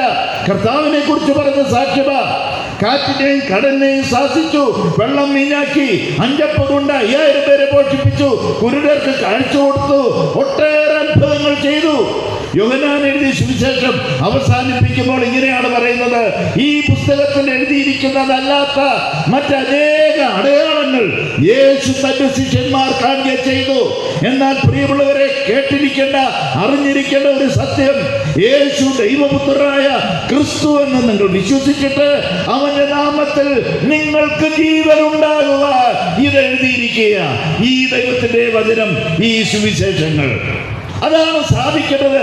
യേശു ക്രിസ്തുവിലുള്ള വിശ്വാസത്താൽ നിങ്ങളെല്ലാവരും ദൈവത്തിന്റെ മക്കളായി തീരണം, യേശുവുള്ളവരായി തീരണം, ദൈവമുള്ളവരായി തീരണം. നിങ്ങളുടെ പേര് സ്വർഗത്തിൽ എഴുതണം. ശമൂവേലിന്റെ പുസ്തകത്തില് ദാവീദ് ഒരിക്കൽ പറഞ്ഞ വാക്ക് ഈ സമയത്ത് പെട്ടെന്ന് ഓർമ്മയിൽ വരികയാണ്. ദാവീദ് പറഞ്ഞു, എൻ്റെ മോൻ മരിച്ചുപോയി, കുഞ്ഞ് മരിച്ചുപോയി. കുഞ്ഞ് മരിക്കുന്നതിന് മുൻപ് ദാവീദ് പ്രാർത്ഥിക്കുക, ആ കുഞ്ഞിനെ എങ്ങനെയെങ്കിലും വിടുതലുണ്ടാകുവാൻ, ആ രോഗത്തിൽ നിന്ന് വിടുതലുണ്ടാകുവാൻ ദൈവത്തോട് പ്രാർത്ഥിക്കുകയും ഉപവസിക്കുകയും വീണ് കിടക്കുകയും ആഹാരം കഴിക്കുകയും ചെയ്യാതെ അവൻ കരയുകയാണ്, പ്രാർത്ഥിക്കുകയാണ്. കുഞ്ഞ് മരിച്ചു എന്ന് കേട്ടപ്പോൾ എഴുന്നേറ്റ് കുളിച്ച് തൈലം പൂശി ആഹാരം കഴിച്ചു. അപ്പോൾ ഭൃത്യന്മാർ ചോദിച്ചു, അല്ലയോ രാജാവേ, അങ്ങയോട് ഒരു കാര്യം ചോദിക്കട്ടെ, കുഞ്ഞ് മരിച്ചു കഴിഞ്ഞ് അങ്ങ് ഇതെല്ലാം ചെയ്തല്ലോ, ആഹാരം കഴിക്കുന്നു, കുളിക്കുന്നു, തൈലം പൂശുന്നു. അപ്പോൾ ദാവീദ് പറഞ്ഞൊരു വാക്ക് ഇതാണ്: അവനെ മടക്കിക്കൊണ്ടുവരുവാൻ എനിക്ക് കഴിയുകയില്ല. വളരെ ശ്രദ്ധിക്കണം, മരിച്ചുപോയ കുഞ്ഞിനെ കുറിച്ച് പറയാണ്, അവനെ മടക്കിക്കൊണ്ടുവരുവാൻ എനിക്ക് കഴിയുകയില്ല, സാധിക്കുകയില്ല. പക്ഷെ ഒരു കാര്യമുണ്ട്, ഒരു ദിവസം ഞാൻ അവന്റെ അടുക്കലേക്ക് ചെല്ലും, ഒരു ദിവസം ഞാൻ അവന്റെ അടുക്കലേക്ക് ചെല്ലും. അതാണ് ഒരു ഭക്തന്റെ പ്രത്യാശ. തന്റെ കുഞ്ഞ് മരിച്ചു പോയപ്പോൾ ആ കുഞ്ഞ് സ്വർഗത്തിലേക്ക് പോകുമെന്നും അവിടെ ഉണ്ടായിരിക്കുമെന്നും ആ കുഞ്ഞിനെ മടക്കി കൊണ്ടുവരുവാൻ ഇനി കഴിയുകയില്ലെന്നും, ഞാനിനി പോയാൽ മരിച്ചു പോകുമ്പോൾ അവിടെ ചെന്ന് അവനെ കാണുമെന്നുള്ള ആ വലിയ ഉറപ്പ്, ആ വലിയ വിശ്വാസം, അതാണ് നമുക്ക് ആവശ്യമുള്ള വിശ്വാസം. ദൈവത്തോടുള്ള ഭക്തി, ദൈവത്തിലുള്ള വിശ്വാസം, ദൈവത്തിലുള്ള ആശ്രയം, യേശു ക്രിസ്തുവിനുള്ള ആശ്രയം. തന്റെ ഏകജാതനായ പുത്രനിൽ വിശ്വസിക്കുന്ന ഏവനും നശിച്ചു പോകാതെ നിത്യജീവൻ പ്രാപിക്കേണ്ടതിന് നിത്യജീവൻ പ്രാപിക്കുക. യേശു പറഞ്ഞു, ഞാൻ എന്റെ ജീവനെ കൊടുക്കുന്നു. ജീവൻ നമ്മെ സ്നേഹിച്ച, രക്ഷിച്ച, ജീവൻ കൊടുത്ത് സ്നേഹിച്ച, രക്ഷിച്ച ഈ റോസേച്ചി ഇപ്പോൾ നമ്മോട് പറയുന്നത്, ഈ തിരുവെഴുത്ത് ഇപ്പോൾ നമ്മോട് പറയുന്നത്, അല്ലെങ്കിൽ ദാവീദ്, അല്ലെങ്കിൽ പ്രവാചകന്മാര്, പഴയ നിയമ വിശുദ്ധന്മാര് ആത്മാവിൽ കർത്താവിനെ കുറിച്ച് പ്രവചിച്ചപ്പോൾ അവർക്ക് പറയാനുള്ളത്, പുതിയ നിയമ വിശ്വാസികള്, അപ്പോസ്തലന്മാര്, ശിഷ്യന്മാര്, ഭക്തന്മാര്, വിശുദ്ധന്മാര്, വീണ്ടെടുക്കപ്പെട്ട ദൈവത്തിന്റെ ജനം, അവർക്കും പറയാനായിട്ടുള്ളത്, ഈ യേശു നമ്മൾ നശിച്ചു പോകരുത്, നിത്യജീവൻ പ്രാപിക്കേണ്ടതിന് ദൈവം ലോകത്തെ സ്നേഹിച്ചു. ദൈവം നിന്നെ സ്നേഹിക്കുന്നു. ദൈവം നിന്നെ സ്നേഹിക്കുക. പ്രിയ റോസേച്ചിയുടെ ബന്ധുക്കാരെ, ചാർച്ചക്കാരെ, ഈ ലോകത്തിൽ നിങ്ങളെ ഇതുപോലെ സ്നേഹിച്ച വേറെ ആരുമില്ല.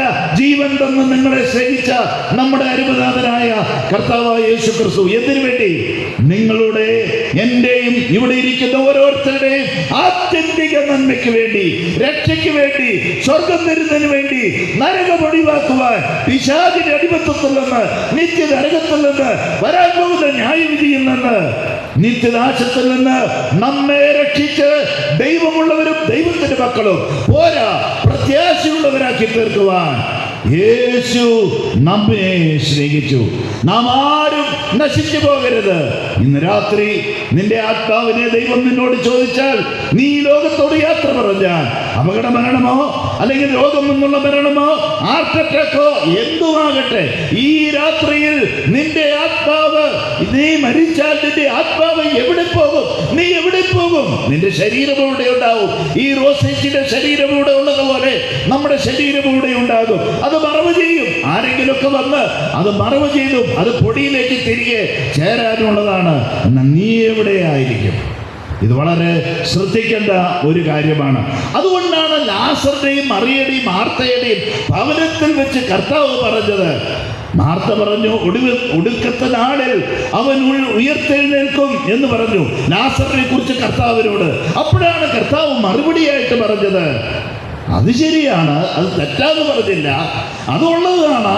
എന്നാൽ ഒരു കാരണം, ലാസർ പിന്നെ മരിച്ചല്ലോ, ഇനിയും ഒരു ഒടുക്കത്തെ നാളിൽ അവൻ ഉയർത്തെഴുന്നേൽക്കും, ഒരു പുനരുത്ഥാനം അവനുണ്ട്. പക്ഷേ ഞാൻ ദൈവമെന്ന നിലയിൽ പൂർണ്ണ മനുഷ്യരും പൂർണ്ണ ദൈവമായ കർത്താവായ യേശു ക്രിസ്തു പറയുകയാണ്, ഞാൻ തന്നെ പുനരുത്ഥാനവും ജീവനുമാകുന്നു.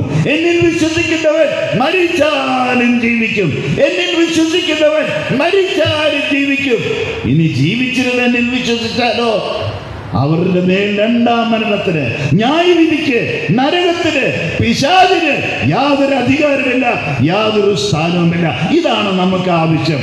രക്ഷിക്കപ്പെട്ട ദൈവത്തിന്റെ മക്കളായി തീരണം. യേശുവിനെ കർത്താവെന്ന് വായു കൊണ്ട് ഏറ്റുപറഞ്ഞ് ദൈവം യേശുവിനെ മരിച്ചവരുടെ ഇടയിൽ നിന്ന് ഉയർത്തെഴുന്നേൽപ്പിച്ചുവെന്ന് ഹൃദയം കൊണ്ട് വിശ്വസിക്കുകയും ചെയ്താൽ നീ രക്ഷിക്കപ്പെടും. ഹൃദയം കൊണ്ട് നീതിക്കായി വിശ്വസിക്കുക, വായു കൊണ്ട് രക്ഷയ്ക്കായി ഏറ്റുപറയുക. അവനിൽ വിശ്വസിക്കുന്ന ഒരുത്തനും ലജ്ജിച്ചു പോവുകയില്ല. പ്രിയമുള്ളവരെ, ഏതാ വേണ്ടത്? നിത്യമായ സ്വർഗം വേണമോ അതോ നിത്യമായ നരകത്തിലേക്ക് പോകണമോ? നരകത്തിലേക്ക് പോകണമെങ്കിൽ ഇങ്ങനെ ജീവിച്ചാൽ മതി, തിന്നും കുടിച്ചും ആനന്ദിച്ചും ഇങ്ങനെ ജീവിച്ചാൽ മതി, മരിക്കുമ്പോൾ അങ്ങോട്ട് പോകും.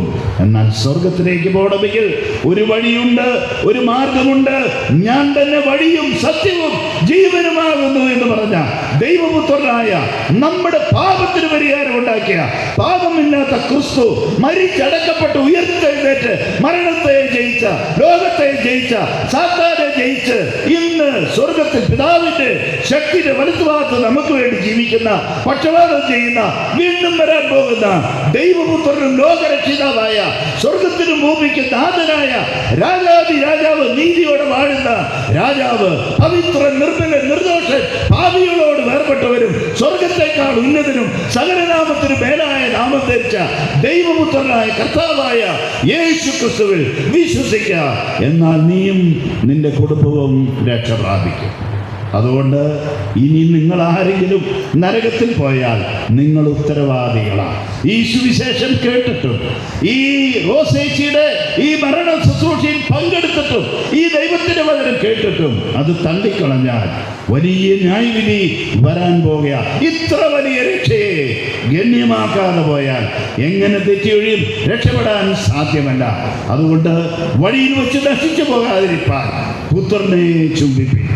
പാട്ട് പാടിയപ്പോൾ പ്രിയ സഹോദരന്മാര് ഒരു വാചകം ഇങ്ങനെ പാടി, കണ്ണിൽ നിന്ന് കണ്ണുനീര് തുടയ്ക്കുന്ന ഒരു ദിവസമുണ്ട്.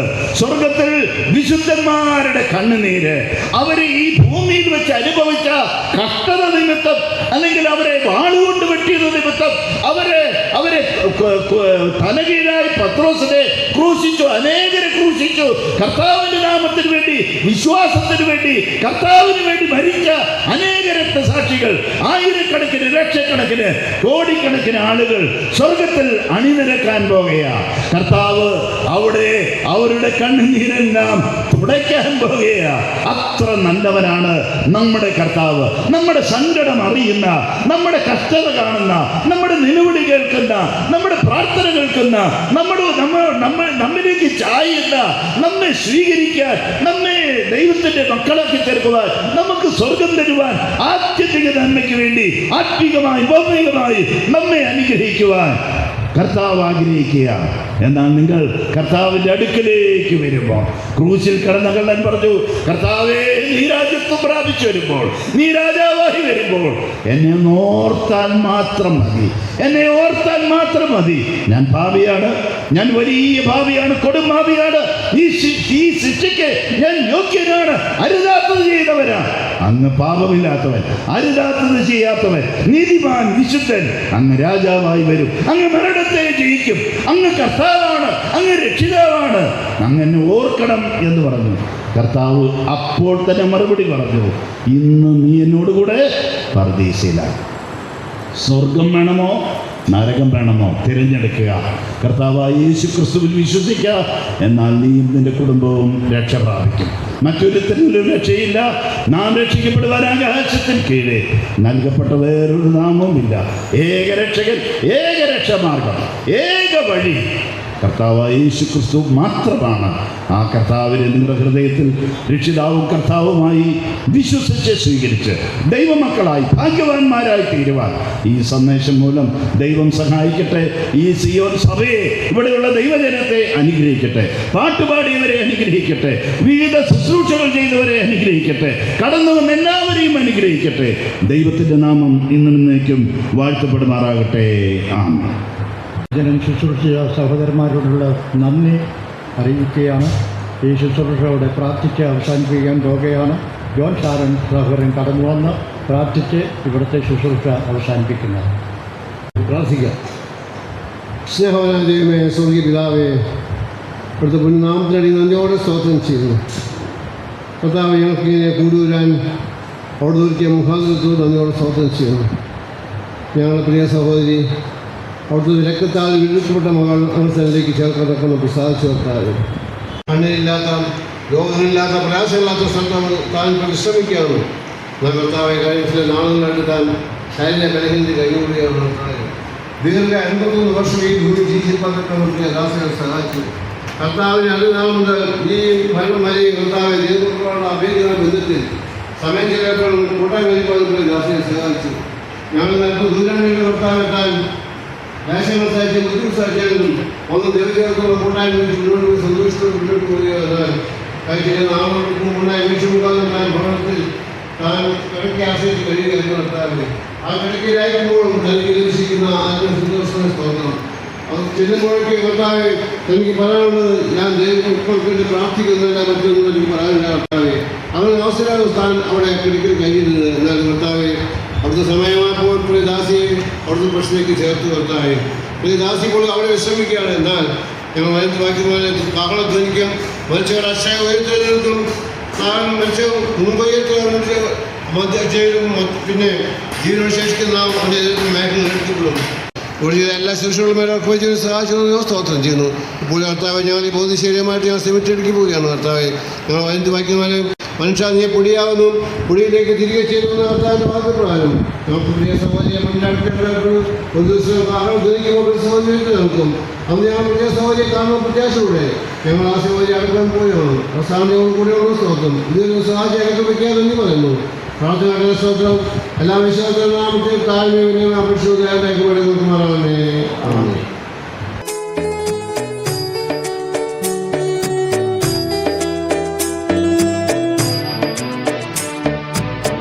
മരണമേ വിഷമെങ്ങു നിന്റെ വിജയഭൂമെവിടെ? എന്നീശു മരണത്തെ ജയിച്ചു തനിക്കു സ്തുതി ഹല്ലേലൂയ.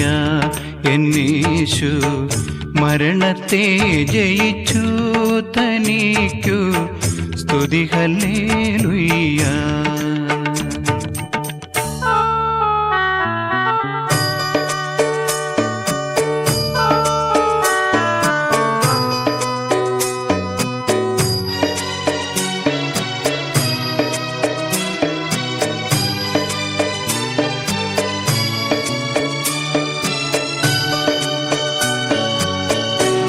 തൻ ക്രൂശിൽ ഞാനും മരിച്ചു, നിത്യമാ ജീവൻ കൈവരിച്ചു. തൻ ക്രൂശിൽ ഞാനും മരിച്ചു, നിത്യമാം ജീവൻ കൈവരിച്ചു. തന്നിൽ ഞാൻ സർവവും ലയിച്ചു, തന്നിൽ ഞാൻ സർവവും ലയിച്ചു.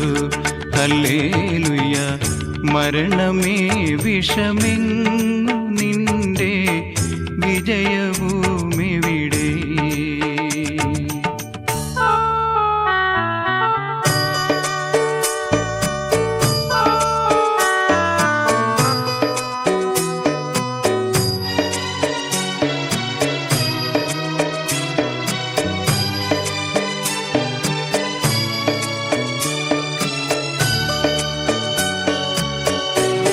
വൃഥാവിൽ അല്ല ഞാൻ ചെയ്യും പ്രയത്നം, ഒടുവിൽ ഞാൻ കൊയ്യും. വൃഥാവിൽ അല്ല ഞാൻ ചെയ്യും പ്രയത്നം,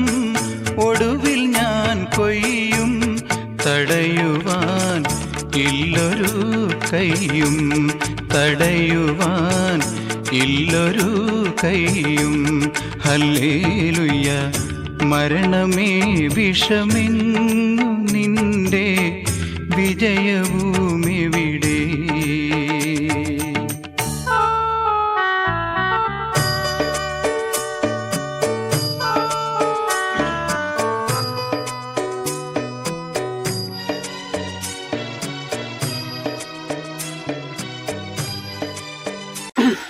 മുതൽ 58 വരെയുള്ള വാക്യങ്ങൾ വായിക്കുന്നു.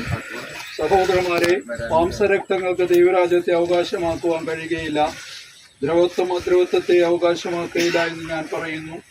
ഞാനൊരു മർമ്മം നിങ്ങളോട് പറയാം, നാം എല്ലാവരും നിദ്ര കൊള്ളുകയില്ല. എന്നാൽ അന്ത്യകാഹളനാദത്തിങ്കൽ പെട്ടെന്ന് കണ്ണുമിക്കുന്നിടയിൽ നാം എല്ലാവരും രൂപാന്തരപ്പെടും. കാഹളം ധ്വനിക്കും, മരിച്ചവർ അക്ഷയരായി ഉയർക്കുകയും നാം രൂപാന്തരപ്പെടുകയും ചെയ്യും. ഈ ദ്രവത്വമുള്ളത് അദ്രവത്വത്തെയും ഈ മർത്യമായത് അമർത്യത്തെയും ധരിക്കണം. ഈ ദ്രവത്വമുള്ളത് അദ്രവത്വത്തെയും ഈ മർത്യമായത് അമർത്യത്തെയും ധരിക്കുമ്പോൾ മരണം നീങ്ങി ജയം വന്നിരിക്കുന്നു എന്ന് എഴുതിയ വചനം പൂർത്തിയാകും. ഹേ മരണമേ, നിന്റെ ജയം എവിടെ? ഹേ മരണമേ, നിന്റെ വിഷമുള്ളത് എവിടെ? മരണത്തിന്റെ വിഷമുള്ള പാപം, പാപത്തിന്റെ ശക്തിയോ ന്യായപ്രമാണം. നമ്മുടെ കർത്താവായ യേശു ക്രിസ്തു മുഖാന്തരം നമുക്ക് ജയം നൽകുന്ന ദൈവത്തിന് സ്തോത്രം. ആകയാൽ എൻ്റെ പ്രിയ സഹോദരന്മാരെ, നിങ്ങൾ ഉറപ്പുള്ളവരും കുലങ്ങാത്തവരും നിങ്ങളെ പ്രയത്നം കർത്താവിൽ വ്യർത്ഥമല്ല എന്നറിഞ്ഞിരിക്കാൻ കർത്താവിൻ്റെ വേലയിൽ എപ്പോഴും വർദ്ധിച്ചു വരുന്നവരും ആകുവേ. പ്രാർത്ഥിക്കാം. സ്വർഗസ്നായ ഞങ്ങളുടെ പിതാവേ, ഈ സമയത്ത് ഞാൻ അങ്ങയെ വാഴ്ത്തുന്നു, ഞാൻ അങ്ങയെ സ്തുതിക്കുന്നു. പ്രിയാദാസിയുടെ ദേഹവിയോഗത്തുള്ള ബന്ധത്തിൽ ഇന്ന് ഈ സമയത്ത് ഞങ്ങൾക്ക് ഈ സ്ഥലത്തായിരിക്കാനിടയായതോർത്ത് ഞങ്ങൾ അങ്ങയെ സ്തുതിക്കുകയാണ്.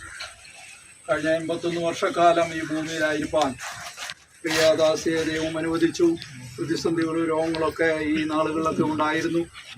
ദൈവത്തിൻ്റെ സമയത്ത് ദൈവം തൻ്റെ ദാസിയെ അങ്ങയുടെ സന്നിധിയിലേക്ക് വിളിച്ച് ചേർക്കുവാൻ ഇടയായതോർത്ത് ഞങ്ങൾ അങ്ങ് സ്തുതിക്കുന്നു.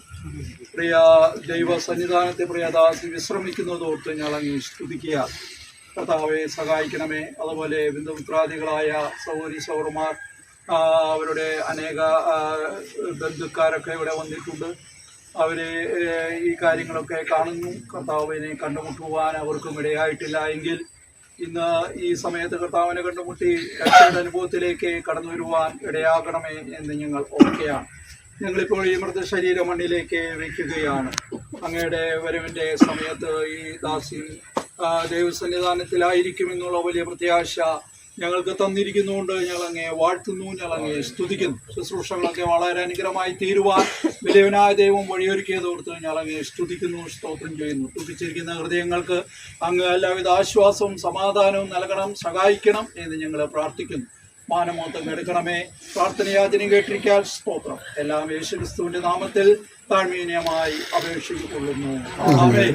കർത്താവായ യേശുക്രിസ്തുവിന്റെ കൃപയും പിതാവായ ദൈവത്തിന്റെ സ്നേഹവും നമ്മെ ആശ്വസിക്കുകയും വഴി നടത്തുകയും ചെയ്യുന്ന പരിശുദ്ധാത്മാവിന്റെ കൂട്ടായ്മയും വിശേഷ ദുഃഖിച്ചിരിക്കുന്ന ഹൃദയങ്ങളോടുകൂടെയും ലോകമെമ്പാടുമുള്ള ദൈവമക്കളോടുകൂടെയും എപ്പോഴും ഉണ്ടായിരിക്കുമാറാകട്ടെ. ആമേൻ.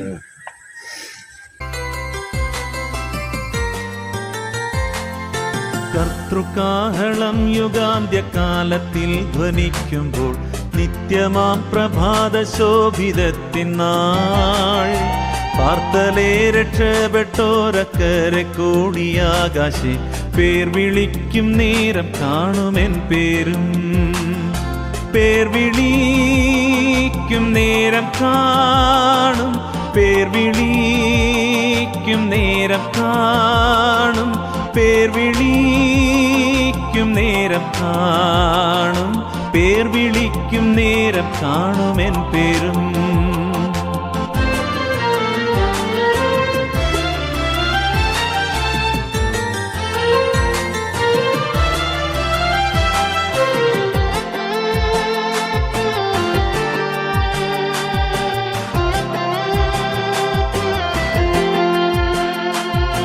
ക്രിസ്തനിൽ നിദ്ര കൊണ്ടോരി ശോഭിത പ്രഭാതത്തിൽ ക്രിസ്തൻ ശോഭ ധരിപ്പാനുയർത്തുത്താൻ ഭക്തർ ഭവനേ ആകാശമപ്പുറം കൂടിയിടുമ്പോൾ പേർ വിളിക്കും നേരം കാണുമെൻ പേരും. പേർ വിളിക്കും നേരം കാണും, പേർ വിളിക്കും നേരം കാണും, പേർ വിളിക്കും നേരം കാണും, പേർ വിളിക്കും നേരം കാണും എൻ പേരും.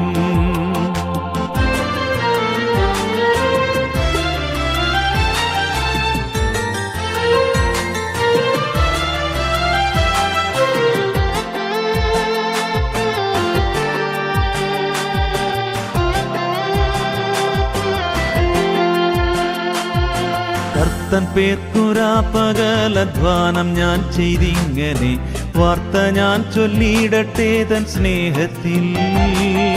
പാർത്തലത്തിൽ എൻ്റെ വേല തീർത്തു ജീവിതാന്ത്യത്തിൽ, പേർ വിളിക്കും നേരം കാണുമെൻ പേരും. പേർ വിളിക്കും നേരം കാണും, പേർ വിളിക്കും നേരം കാണും, പേർ വിളിക്കും നേരം കാണും, പേർ വിളിക്കും നേരം കാണുമെൻ പേരും. പേർ വിളിക്കും നേരം കാണുമെൻ പേരും, പേർ വിളിക്കും നേരം കാണുമെൻ പേരും.